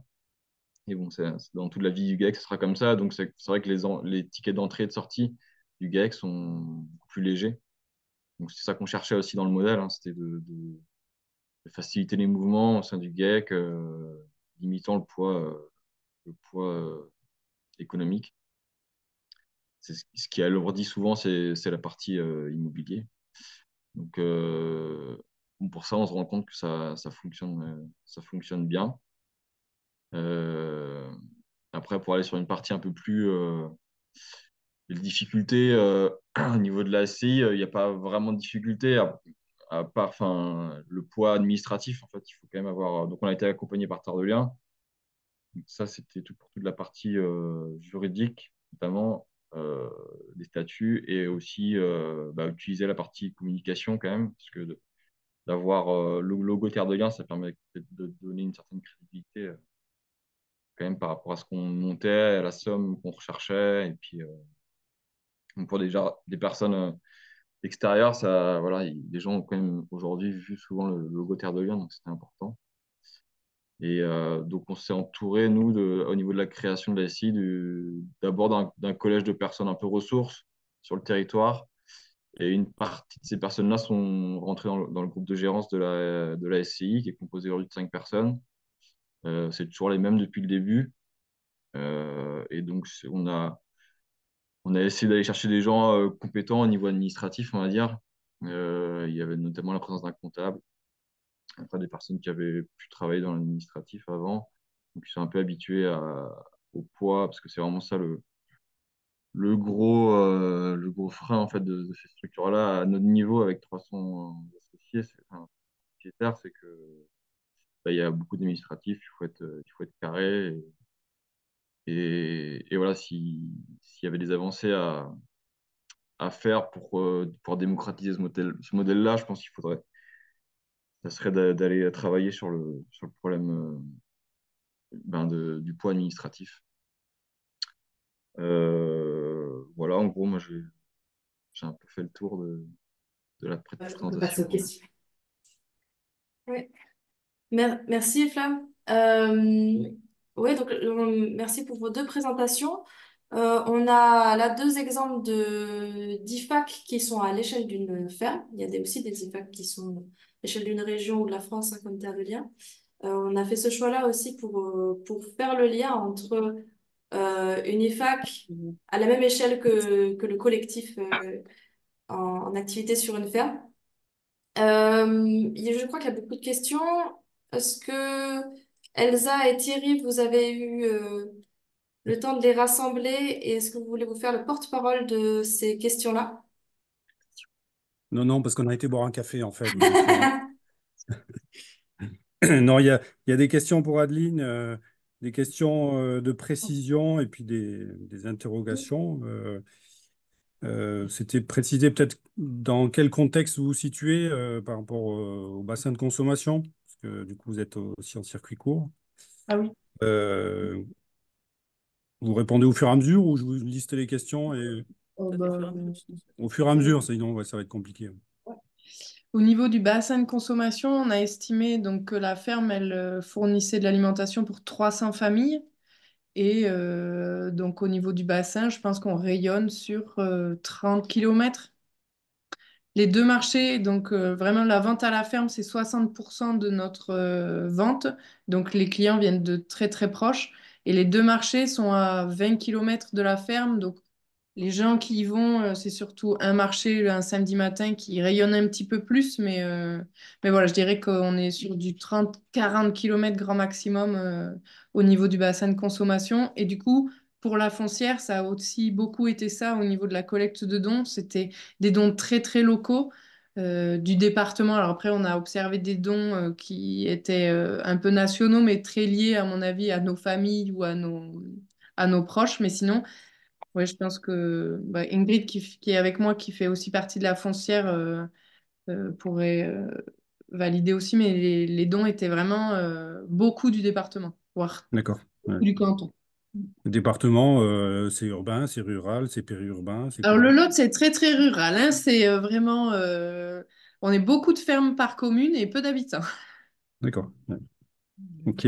Du coup, ça a répondu à la deuxième question qui était posée. D'où sont les donateurs? Tu as répondu là-dessus. Il y avait une question autour des liens entre le fonds de donation et la foncière. Oui, alors la foncière élémentaire, c'est le nom qu'on a donné au fonds de dotation, mais on est vraiment un fonds de dotation à vocation de foncière agricole, donc on a décidé de l'appeler la foncière élémentaire. D'accord. Il y avait une question sur le type de fermage, les terres qui étaient louées. Alors quand on a repris la ferme, on n'était que sur du bail rural classique. Au fur et à mesure de notre installation, on a de plus en plus utilisé le bail rural environnemental, c'est-à-dire on rajoute des clauses environnementales, donc maintien de l'agriculture biologique, maintien des haies, entretien de la biodiversité, voilà. Il y a plein, en fait, on peut mettre plein de clauses, on est plutôt parti sur celle-là. Et aujourd'hui, la foncière se pose beaucoup de questions sur quel bail utiliser sur les terres qu'elle rachète. Et donc, on a fait une formation justement sur le bail, sur les différents baux qui existent. Aujourd'hui, on fait plutôt des baux ruraux à clause environnementale, mais on se pose des questions, notamment pour les baux des sols des bâtis, parce que voilà, je ne sais pas si j'ai été très claire, mais la foncière n'est pas propriétaire des bâtis. Elle est propriétaire du sol sur lequel sont les bâtis, donc les bâtiments pour les animaux, les bâtiments de production, les bâtiments de vente, mais on n'est pas enfin, ça n'inclut pas du tout de maisons et d'habitations, c'est uniquement du bâti de production, et le bâti en lui-même appartient toujours au GAEC. Donc l'entretien mais le sol appartient lui à la foncière aujourd'hui. D'accord. Bah, du coup, tu as anticipé une des questions qui était autour du bâti. Mm. Effectivement, là-dedans, comment ça se gère. Et il y avait une dernière question, mais finalement, pourquoi pas une foncière terre de liens? Et ben, alors, la question s'est posée au début, mais quand, en fait, on a monté la foncière parce qu'il y avait vraiment des terres qui allaient partir et on perdait l'unité foncière de la ferme. Parce qu'aujourd'hui, on exploite 80 à 100 hectares et c'est quasiment d'un seul tenant. Et en fait, c'était des terres parties comme ça. Il n'y avait pas de volonté au début de racheter toute la ferme. Et du coup, c'était un peu bizarre pour Terre de Liens de racheter juste quelques hectares, une dizaine d'hectares par-ci, par-là. Et alors, ça nous semblait pas l'outil approprié. Mais après, on s'est beaucoup inspiré de Terre de Liens pour monter notre structure, c'est clair. Puis on a toujours discuté avec Fabrice ou avec d'autres membres de Terre de Liens pour la création. Ok, ben merci pour toutes ces précisions et ces compléments. Et du coup, ben, pendant ce temps-là, il y a d'autres questions qui sont arrivées. Je ne sais pas, Elsa, si tu as pu. Thierry, points de je peux synthèse. donner une petite information Oui. supplémentaire. J'ai vu que ça intéressait certains sur qui sont les donateurs, qui sont les gens qui prennent des parts sociales. Je voulais juste signaler il y a un travail de recherche-action avec l'Université de Rennes qui se fait là, entre Terre de Liens Bretagne et l'Université de Rennes sur justement qui sont les gens qui sont les citoyens qui aident ces fermes par l'achat de parts ou par du don. Bon, là, il se trouve que BSI, GFA, citoyens de Bretagne qui sont étudiés, c'est pas du don, c'est des parts sociales. Mais c'est étudié dans le détail en ce moment par l'Université de Rennes. Et du coup, on aura bientôt des données à vous partager aussi. Et l'autre chose, c'est que Adeline, là, elle a parlé de l'histoire du bâti, du sol qui appartient à la foncière, mais pas le bâti. Et je sais que la foncière élémentaire, vous êtes en cours de réflexion sur ça parce que c'est pas non plus très simple. Et ça va. Et donc, je sais pas si Adeline, vous avez avancé. Ça s'appelle construire sur bien d'autrui. En fait, aujourd'hui, c'est ça légalement dans votre là où vous en êtes, mais ça peut poser des problèmes pour la suite. Donc, vous êtes en train d'essayer d'éclaircir ça et de chercher des pistes pour que ça soit facile aussi dans la transmission future. Mm. Ben, on est toujours en recherche. Toujours en travail avec le notaire, les juristes, Mm. pour essayer de sécuriser un maximum, C'est surtout aussi. pour la suite, parce qu'il y a les acteurs d'aujourd'hui qui étaient à la création, qui sont bien conscients des valeurs, mais c'est pour la suite surtout qu'il faut essayer de sécuriser au mieux. Mm. Pour l'instant, il y avait le bail rural qui était en cours, donc ça court toujours, mais on y travaille. Parce qu'il y a aussi des questions de réévaluation de bâtis qui ont été construits avant ou de bâtis qu'on construit aujourd'hui. Et est-ce que quand on va partir, enfin, l'idée c'est de sécuriser pour qu'il n'y ait justement pas de réévaluation de ce bâti, des bâtis et que ça grève soit la foncière, soit le GAEC. Et puis aujourd'hui, on travaille aussi les questions d'assurance. Qui doit porter l'assurance? Est-ce que c'est le GAEC ou la foncière? Est-ce que, ben voilà, pour pas mettre en péril aucune des structures, mais que tout soit bien fléché et correct. Voilà. Donc, et juste pour vous mettre un point là-dessus, c'est-à-dire c'est dans toutes ces questions dans toutes ces IFAC, la question du bâti est vraiment, on est en recherche de solutions. Vous avez entendu parler du bail à domaine congéable qu'utilise par exemple Passeur de Terre, qu'utilise aussi maintenant la foncière Terre de Liens depuis quelques temps. Vous avez entendu parler du bail amphithéotique dont Eflam a parlé. Donc, c'est aussi un outil utilisé pour justement permettre aux agriculteurs de pouvoir utiliser un bâti sans qu'il y ait ces problèmes de réévaluation. Mais bon, ça demande à ce que ça soit tout à fait bien cadré, en fait. Et puis là, vous êtes dans quelque chose qui est un peu sans contrat, puisqu'on est dans la construction sur bien d'autrui, mais vous essayez de voir comment vous allez petit à petit permettre de rentrer dans des cadres les meilleurs possibles pour la suite, en fait, pour la transmission et ces questions de réévaluation. Donc voilà, juste pour dire que nous, on est bien au cœur de tous ces problèmes-là et qu'aujourd'hui, il n'y a pas de solution toute faite. On est en recherche de ce qui est le mieux pour de part et d'autre, hein, les propriétaires et les usagers. Est-ce qu'il y avait Oui, d'autres questions, Thierry, peut-être Oui, il à y avait des Eflam? questions pour Eflam. Euh, par rapport à la SCI du Scrapo. Est-ce que le modèle SCI convient aussi pour du foncier? Ouais, bah, dans la SCI, en fait, il y a une partie bâtie, mais il y a 47 hectares de foncier. D'accord. Donc la réponse est oui. Et qu'en est-il des impôts pour la SCI? Est-ce que c'est important? Bah, ça fait partie du poids un peu administratif de la SCI, mais en fait, il faut sortir une déclaration. Du coup,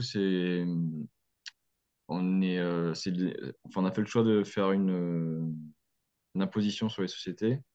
Donc, les gens déclarent en gros le résultat de la SCI, enfin, ramené à leur part. Donc, c'est assez ridicule, mais c'est quelques euros. Mais du coup, il faut quand même sortir pour chaque associé sa feuille d'impôt à déclarer. Voilà. Donc il y a une imposition, mais c'est assez ridicule. Et au niveau de, enfin, nous, notre territoire, c'est que la préfecture, enfin, le centre des impôts conseille même des fois de l'occulter parce que ça fait beaucoup de papier pour pas grand-chose. Voilà, mais ça, c'est une manière Et c'est un peu faire informel. il y avait une question de précision pour savoir qui prenait en charge les travaux sur les bâtiments, sachant qu'il y a un bail emphytéotique. Et ben, c'est le GAEC. D'accord. Ouais, après, enfin, en tout cas, officiellement, dans les statuts, c'est le GAEC. Si on sait qu'au niveau de la SCI, on peut aussi, on pourrait y déroger si, enfin, sur demande au niveau de la SCI, s'il y avait des travaux que nous, on considérait que, enfin, voilà, que ça porte trop préjudice au GAEC, on va dire, mais ça fait partie juste du fait que c'est nous qui avons créé la SCI et que donc, les gens ils sont attentifs au projet. Mais après, officiellement, s'il y a des travaux à faire, c'est au GAEC de le faire. OK. Et du coup, bah, comment ça se passe lors du départ d'un associé? Tu as dit qu'il y avait eu des mouvements Ouais. lorsqu'il y a des travaux qui ont été engagés. Bah, ça, c'est au niveau du GAEC, ça se règle au niveau des comptes courants associés du GAEC. Donc, ça n'a rien à voir avec la SCI. Enfin, si nous, on a fait des investissements, ce qui est le cas, parce on a construit la fromagerie donc, au nom du GAEC sur le sol de la SCI. Donc, ça, c'est des investissements qu'on a fait au nom du GAEC et donc ça a été réglé pour le départ des associés, ça a été réglé au niveau des comptes courants associés qu'on leur devait. Et donc, après, au niveau de la SCI, enfin, tout ce qui se passe, c'est que les baux sont à nos noms personnels, donc pas au nom du GAEC. Donc, la SCI, finalement, elle doit accepter le départ de sortie de associés sur des baux. C'est son seul lien qu'il y a, en fait, au D'accord. niveau de la sortie, quoi, ou de Et Il y la, avait l'entrée. la question de la il y avait- réévaluation, comme c'est un GAEC, est-ce que vous, du coup, vous êtes parti sur un amortissement sur 15 ans, 20 ans vous avez prévu ça, c'est-à-dire qu'au bout de 15-20 ans, finalement, les travaux faits n'ont plus de valeur ou vous serez obligé de réévaluer, par exemple, le coût de la fromagerie si vous la revendiez ou est-ce que vous avez amorti pendant les 15 ans vos travaux et du coup, au bout du compte, il n'y aura plus à rembourser les associés du GAEC. Vous avez réfléchi Euh, à ça? je suis pas sûr de comprendre la question. Bah, c'est des investissements de la structure agricole, de l'exploitation avec une activité, donc ça s'amortit. Du Oui, coup, on n'est plus sur un bien immobilier, si tu veux, qui se réévalue au cours du marché, mais non, une fois que c'est amorti, on ne rembourse plus. non, ouais, ouais. Ouais, c'est ça. Non, non, il y a plus de. Non, non, bah, le but, justement, c'est les investissements faits, ils sont faits. Et finalement, ça reste assez minime par rapport à l'ensemble de l'immobilier où on a juste à payer un loyer. Et puis, et après, bah, ça c'est après, c'est la. Enfin, finalement, après l'entrée et sortie, ce que je disais, c'est que ça se règle vraiment au niveau des comptes courants associés du GAEC, donc au niveau des résultats faits par le GAEC et lié au salaire qu'on prélève, quoi. Et c'est considéré comme un outil de production, donc amortissable, donc il n'a plus de valeur au bout Oui, c'est ça, ouais. Ouais. d'un certain temps. Et c'est l'intérêt hein, Bah, nous, c'est tout. du bail Enfin, amphithéotique et du. bah, toute notre réflexion, elle a été basée sur, parce qu'il y a plus d'idées dans la présentation avant, mais que nous, on considère qu'on est qu'on travaille sur un outil de production alimentaire et que ça doit être déconnecté du marché de l'immobilier. Donc, l'intérêt de faire une SCI citoyenne, c'était d'extraire ben, cette unité de production-là du marché de l'immobilier classique, on va dire, quoi, et la spéculation qu'il peut y avoir derrière. Alors, tu as fait une J'ai- transition peut-être avec une autre question qui concerne la SCI et les mouvements qu'il peut y avoir, les entrées-sorties qu'il peut y avoir dans la SCI, et du coup la revente des parts détenues au sein de la SCI. Est-ce qu'il y a réévaluation qui tient compte du marché, notamment, ou pas? Non, Comment du ça se coup, passe? il y a eu le choix de fait de ne pas faire de réévaluation. C'est-à-dire que les gens qui partent, ils partaient avec la valeur nominale de la part, donc 500 euros, et, ben, l'accumulation des résultats faits après année, sachant que sur les 5 premières années, il n'y a pas eu très peu de résultats de fait parce que la SI a fait le choix d'amortir les frais de création euh, de la SCI. Et que en gros, les parts commencent à être rémunérées depuis, depuis 2 ans. Et ça reste minime, quoi. La légalité de cette pratique. Oui, du coup, ça a généré une autre question sur est-ce que c'est légal de repartir avec la valeur nominale de départ? Ça, c'est un choix Donc qui est là, fait, qui est écrit dans les statuts. ouais, ok. Il y avait une autre question autour Thierry, des juste on travaux peut, réalisés.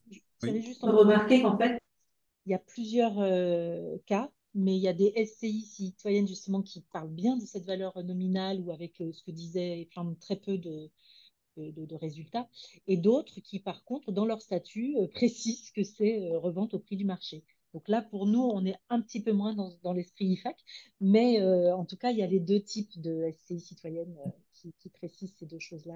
Et ça se réfléchit évidemment au moment de la constitution de la SCI. Moi, j'avais une question pour vous deux en lien avec une question qui a été posée sur le bénévolat. C'est que dans vos deux structures, vous êtes impliqués, vous, agriculteurs, paysans, dans la structure propriétaire, enfin, dans sa gouvernance. Tu parlais, Flamme, de charges administratives. Moi, je veux savoir, est-ce que les bénévoles, enfin les bénévoles, les donateurs ou les preneurs de part de votre structure propriétaire du foncier sont actifs dans la gestion de la SCI, du fonds de dotation? Est-ce que la charge retombe sur vous? Parce que c'est tout l'intérêt de cette structure, c'est bien de déconnecter la propriété foncière de l'activité. Est-ce que, au final, vous êtes plus connecté que- qu'il ne faudrait? Votre avis là-dessus? Ben, on peut faire rapidement.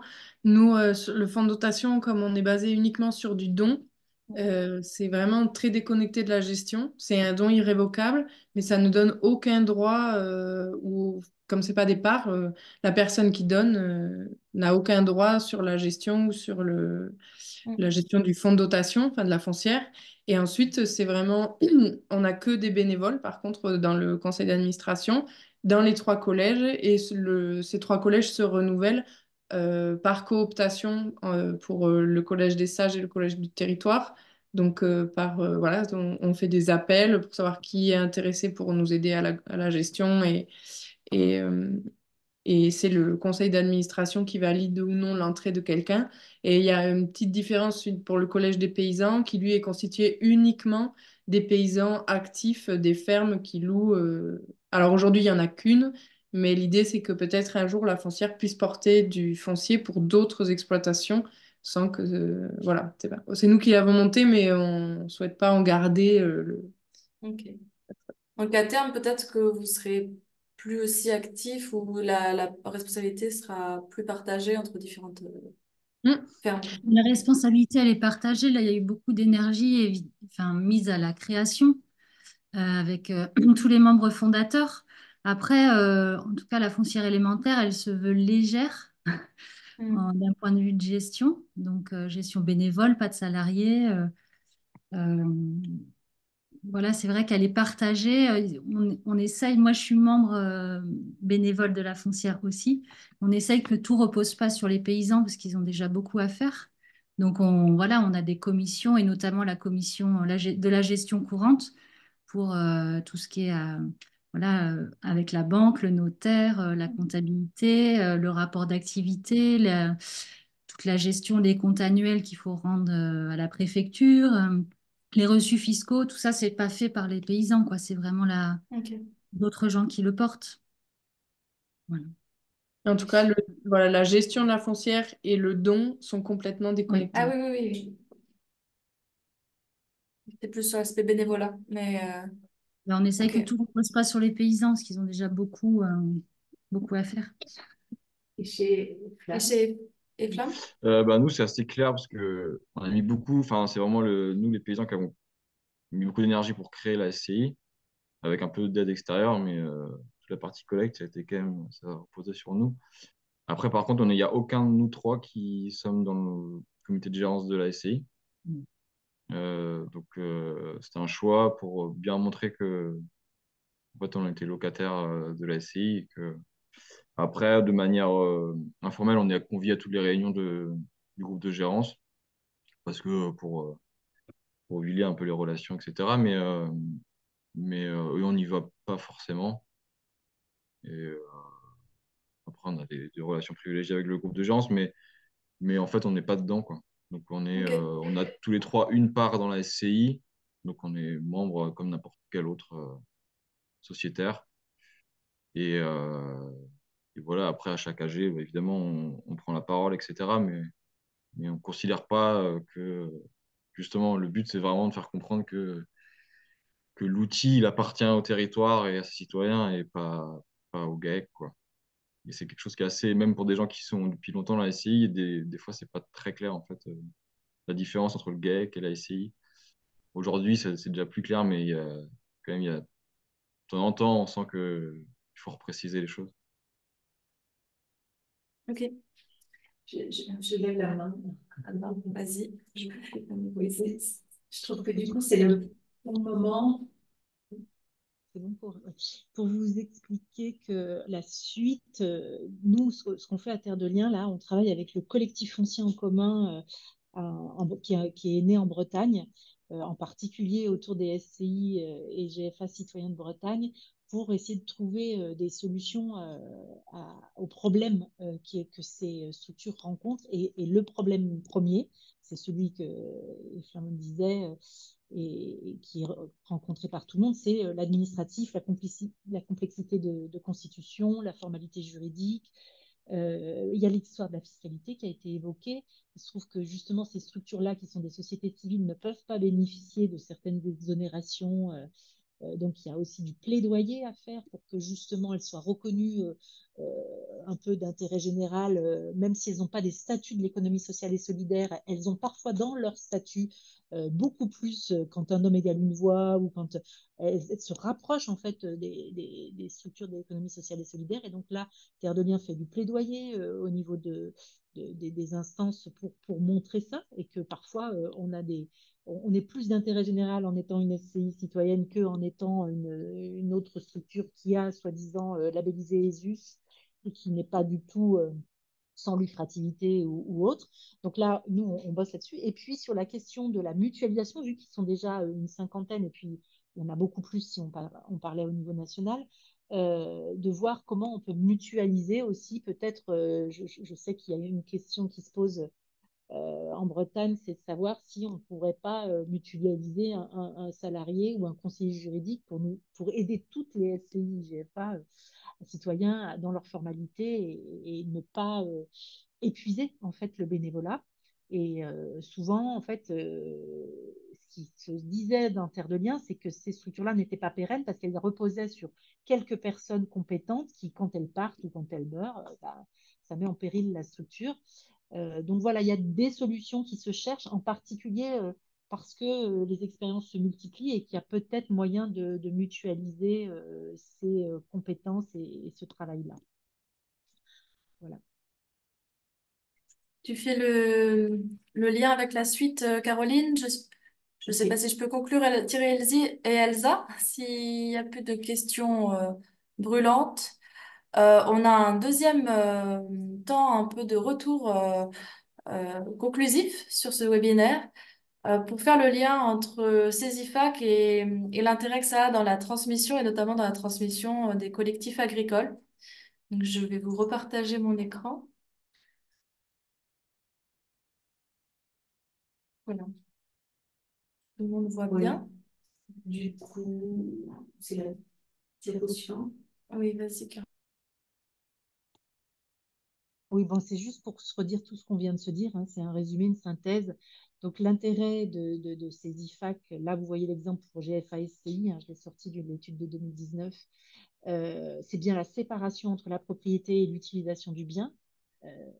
La terre, du coup, est transmise pour ses usages par le fermage, mais le capital social est donc soit liées à une structure comme une fondation ou une association, où du coup il n'y a plus de part sociale, mais il y a une propriété à une personne morale, soit il y a des associés qui ont des parts sociales, comme dans les SCI, GFA citoyens.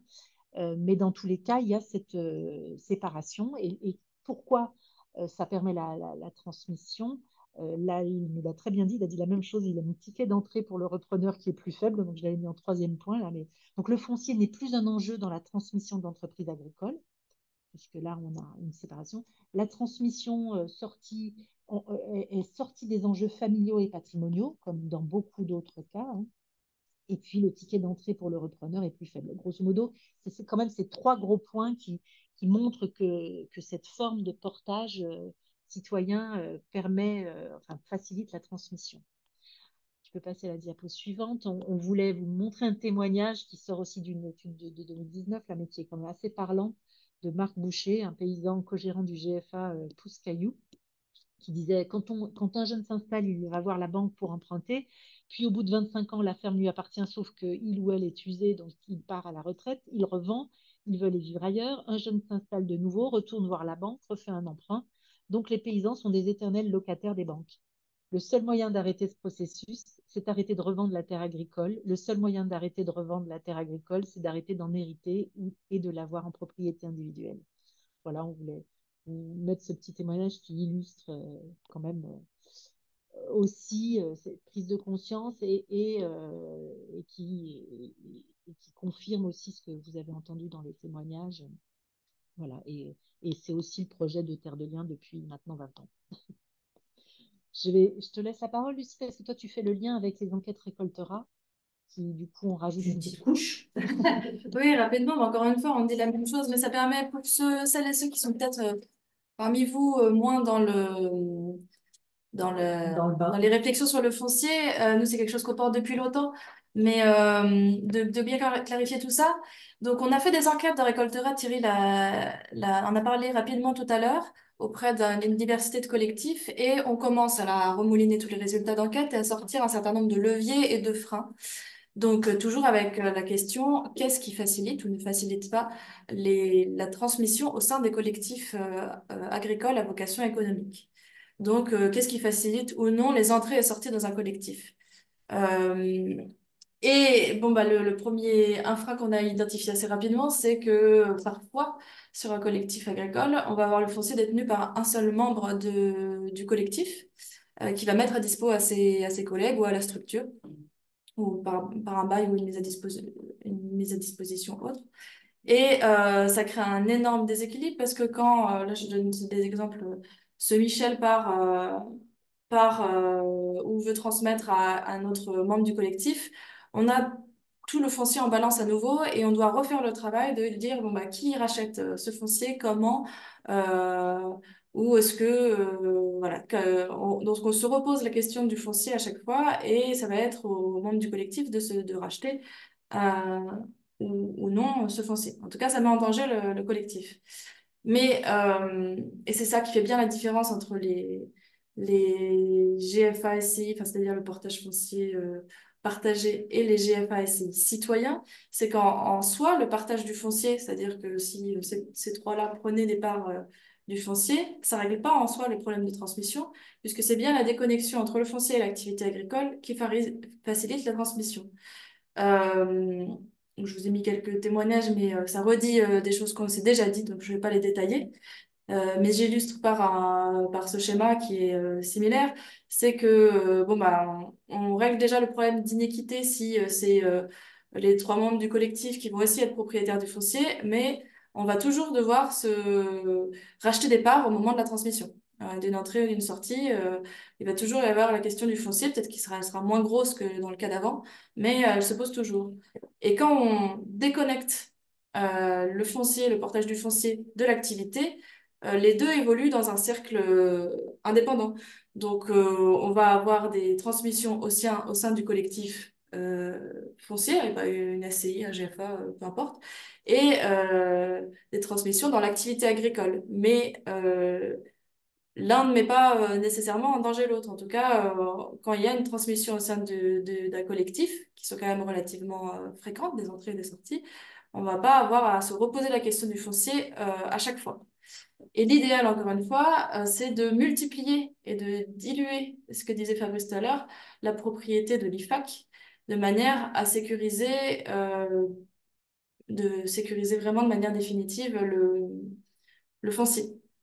Voilà, donc c'est tout ça pour vous redire ce qu'on s'est déjà dit, mais faire le lien entre ce que nous ont dit les témoignages qu'on a dit au début de tout le travail qu'a fait Terre de Liens depuis 20 ans et avec les IFAC et ce travail qu'on fait au sein de Récoltera de comprendre quels sont les enjeux principaux de, de transmissibilité au sein des collectifs.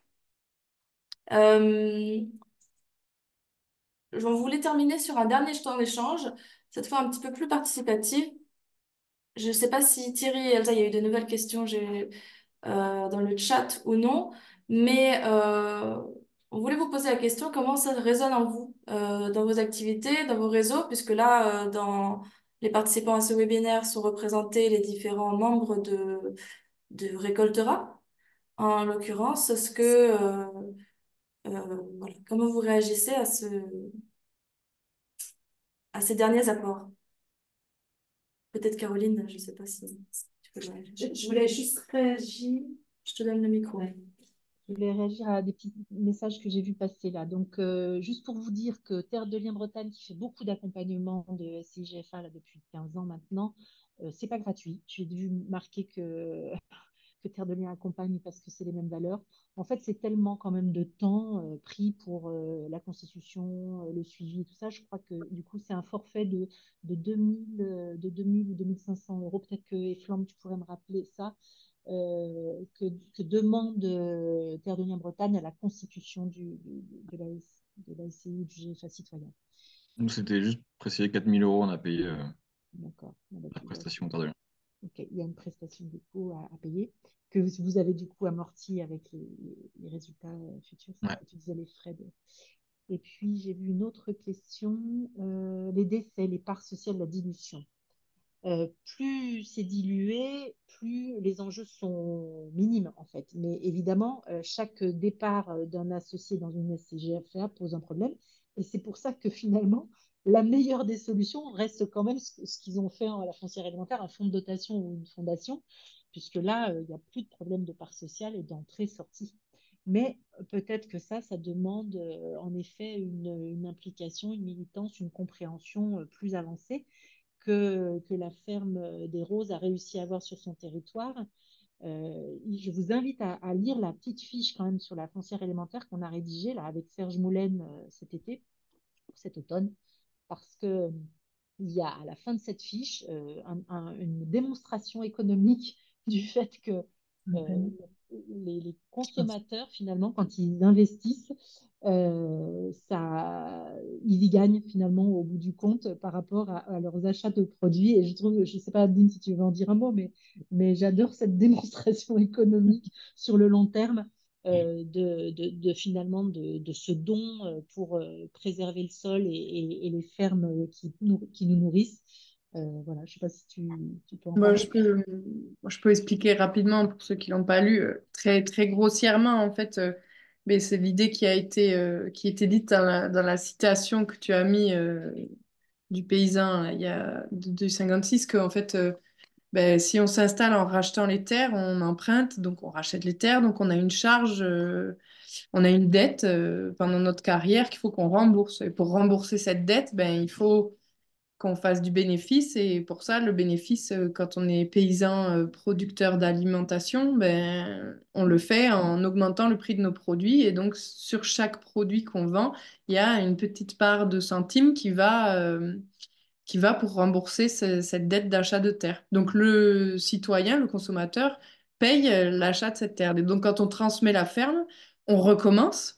Et donc, il faut continuer à rembourser cette dette. Et donc, le consommateur qui revient acheter ses produits, il repaye encore l'achat de cette terre. Et chaque génération de consommateurs continue à payer l'achat de cette terre qui a été achetée autant de fois qu'il y a eu de générations. Et donc, l'idée que la solution qu'apporte, et je vais généraliser aux IFAC, je pense, c'est de dire, ben, en fait, si la terre, elle est sorti du GAEC, de la structure agricole, et qu'il n'y a pas pour le paysan qui s'installe le besoin de racheter ses terres, ben, cette charge, elle ne se reporte pas sur le consommateur. Et Serge avait chiffré, effectivement, et là, je n'ai pas en tête parce que je ne l'ai pas relu, mais il avait chiffré qu'au niveau du panier du consommateur sur toute sa vie, c'est une somme assez conséquente qui peut permettre de faire réfléchir. Et si le don se fait, ben, cette somme n'est plus à dépenser par la suite. Vous trouverez ça dans cette fiche, la page 7. Il y a tous les calculs.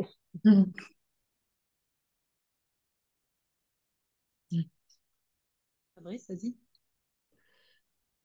Oui, non, il y a une réponse là, peut-être qui apporte aussi un point de vue un peu différent. Il y a une question sur comment les collectivités peuvent agir pour favoriser ces initiatives. Donc là aussi, Terre de Liens a documenté un peu ce volet-là. Mais en résumé, il y a au moins deux possibilités. Il y en a aussi d'autres, mais c'est en soutenant l'ingénierie d'accompagnement de ces projets, et notamment les structures comme Terre de Liens ou les autres structures d'accompagnement, les ONVAR qui accompagnent ces structures-là, qui sont généralement sous-dotés pour faire ce travail-là. Et après, on a évoqué le stockage. Le stockage, c'est intéressant parce que les projets sont souvent liés à des transformations des modèles sur les fermes. On part d'un système avec très peu d'actifs et spécialisé pour faire des fermes souvent diversifiées, hein. C'est exactement aussi l'illustration des parcours sur les deux fermes qui ont été présentés. Donc tout ça nécessite du temps. Le temps du vendeur, le propriétaire-vendeur qui peut être pressé ou du cédant qui peut être pressé de vendre n'est pas forcément celui de la construction d'un collectif de repreneurs. Donc le stockage, c'est quand même un outil puissant. Et pour le coup, c'est assez documenté, y compris, donc, on a parlé du stockage, mais il y a aussi des collectivités qui font du portage de moyen terme, ce qui est le cas notamment de la foncière occitane. Donc voilà, si vous êtes intéressé, en tout cas, on peut vous apporter des éléments. Vous pouvez vous retourner vers votre association locale. Nous, on a un certain nombre de ressources à vous proposer pour vous aider éventuellement à réfléchir à l'implication d'une collectivité. Là, il me semble que ce soit un conseil départemental. On commence à avoir des retours d'expérience assez significatifs.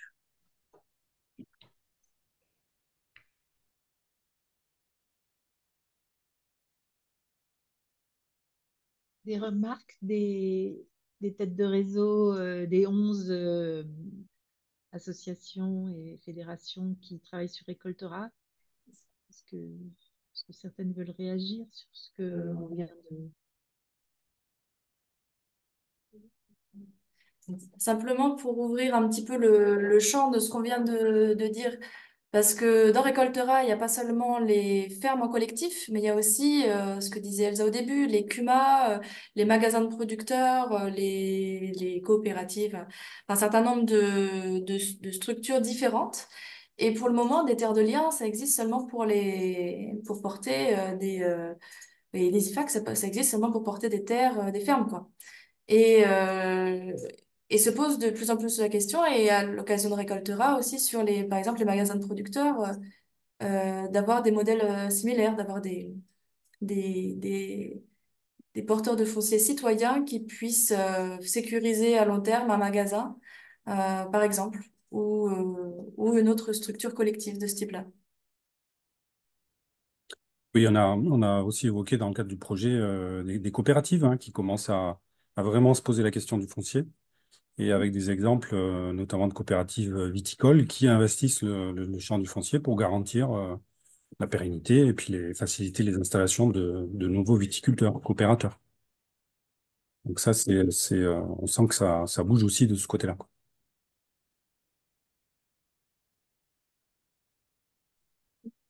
Et Et quelqu'un de terre à Denis? Non? Dans les...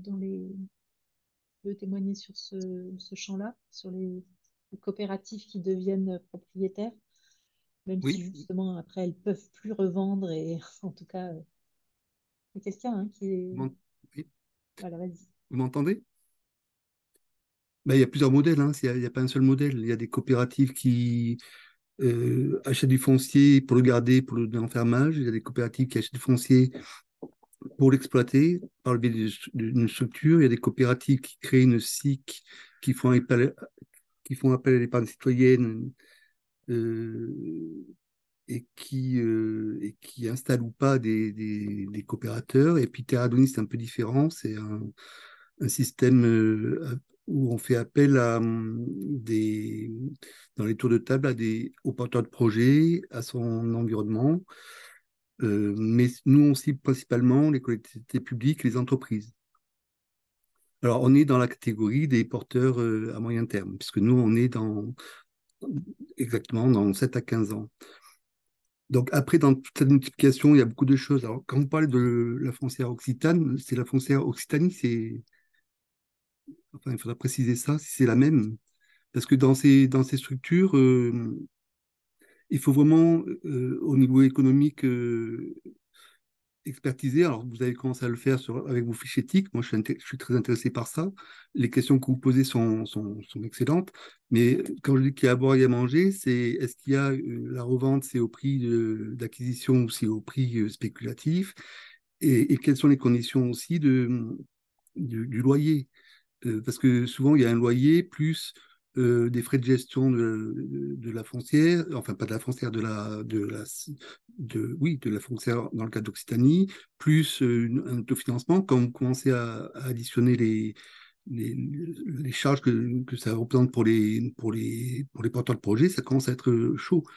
Donc, je pense aussi à Ceinture Verte aussi, qui pour moi est, enfin, il y a une thèse de doctorat en sociologie à Toulouse. Alors, je ne sais pas si vous l'avez récupérée, celle-ci, mais qui analyse bien le phénomène. Donc, moi, je serais preneur de bien analyser les modèles économiques dans cette catégorie. Alors, ce n'est pas le sujet d'aujourd'hui, hein, donc c'est pour ça qu'on est un peu hors sujet, mais dans la catégorie des structures de portage à moyen terme. Parce que sincèrement, il y a aussi, par exemple, il y a Mimosa, quand vous voyez les taux d'intérêt qu'ils réclament, c'est totalement délirant, quoi, hein. Et je vous ai mis aussi une petite alerte sur le fonds entrepreneur du vivant. Donc, c'est le fonds qui est au niveau du ministère, c'est confié en gestion à la Banque des Territoires. Pour avoir rencontré la Banque des Territoires, ils trouvent que tout ce qu'on fait, c'est génial. Mais quand on leur demande de l'intervention, ben, ils nous disent, mais nous, c'est un taux minimum de 2%.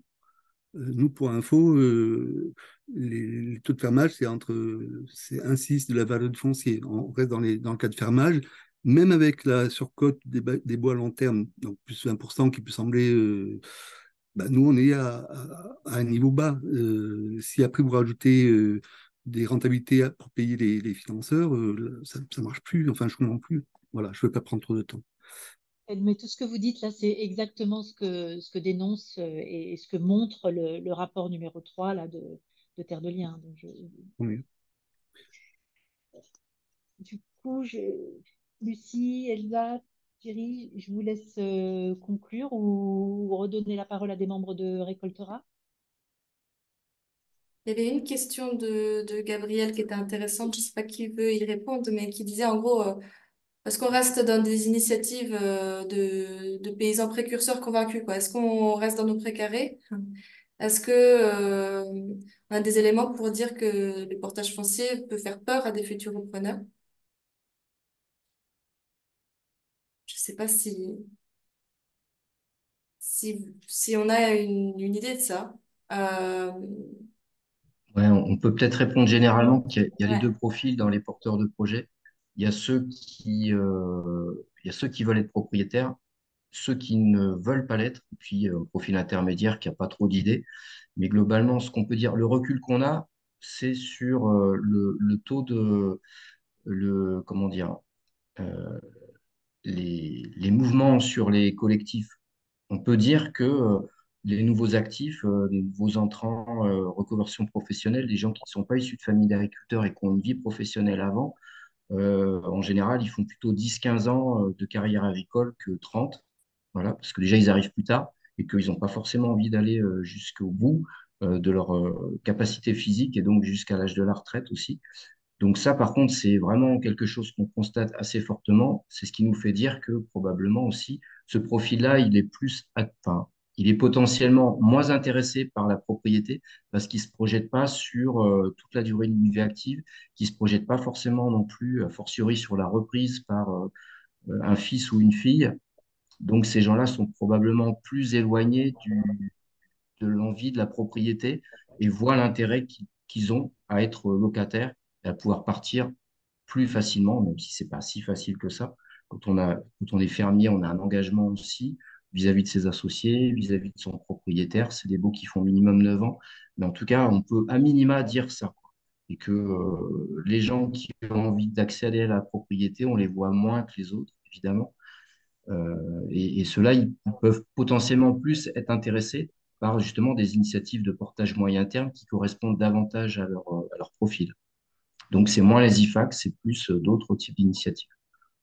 Ouais. Et ce qu'on peut ajouter aussi, c'est que le foncier étant de moins en moins accessible et de taille de plus en plus démesurée, ça devient de plus en plus intéressant pour un grand nombre de porteurs de projets de passer par des structures de portage foncier, puisque tout simplement, il n'y a pas d'autre possibilité. Ça devient impossible dans beaucoup de cas d'accéder à la propriété.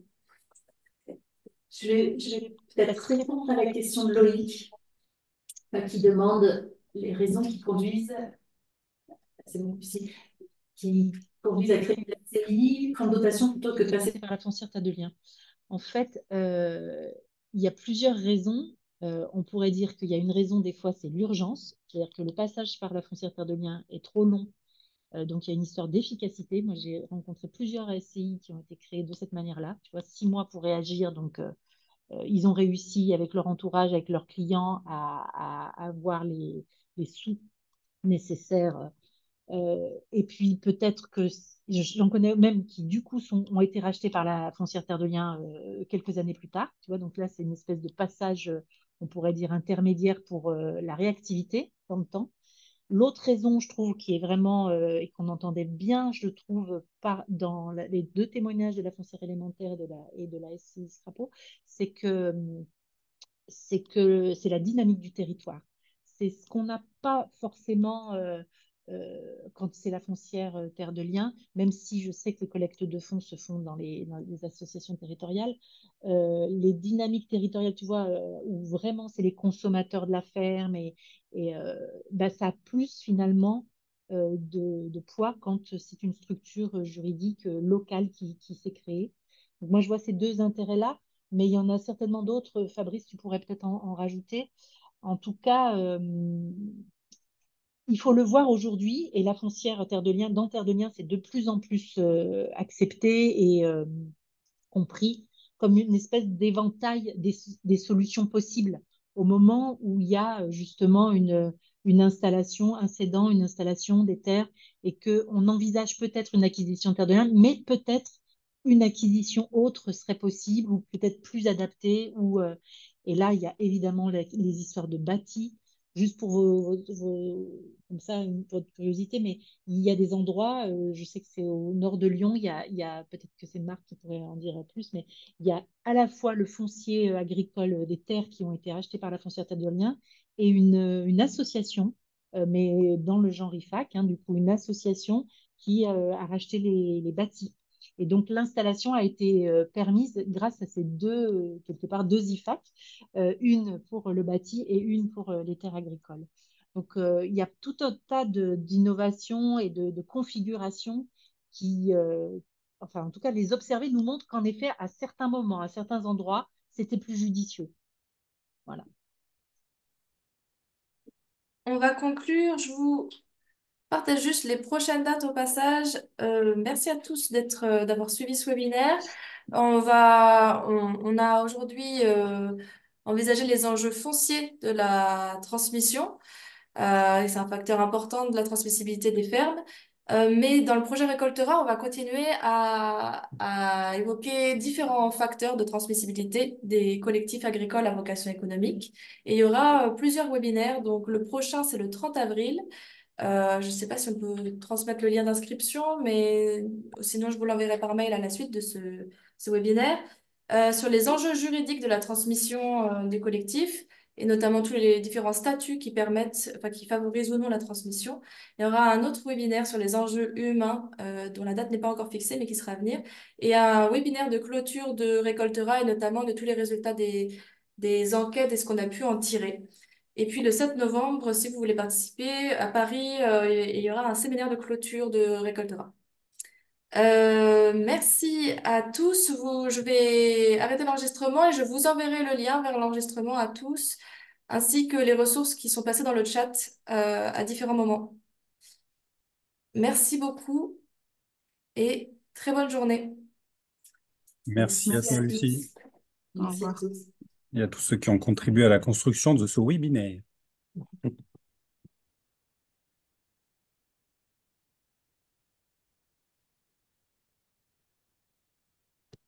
On reste entre nous après, Lucie.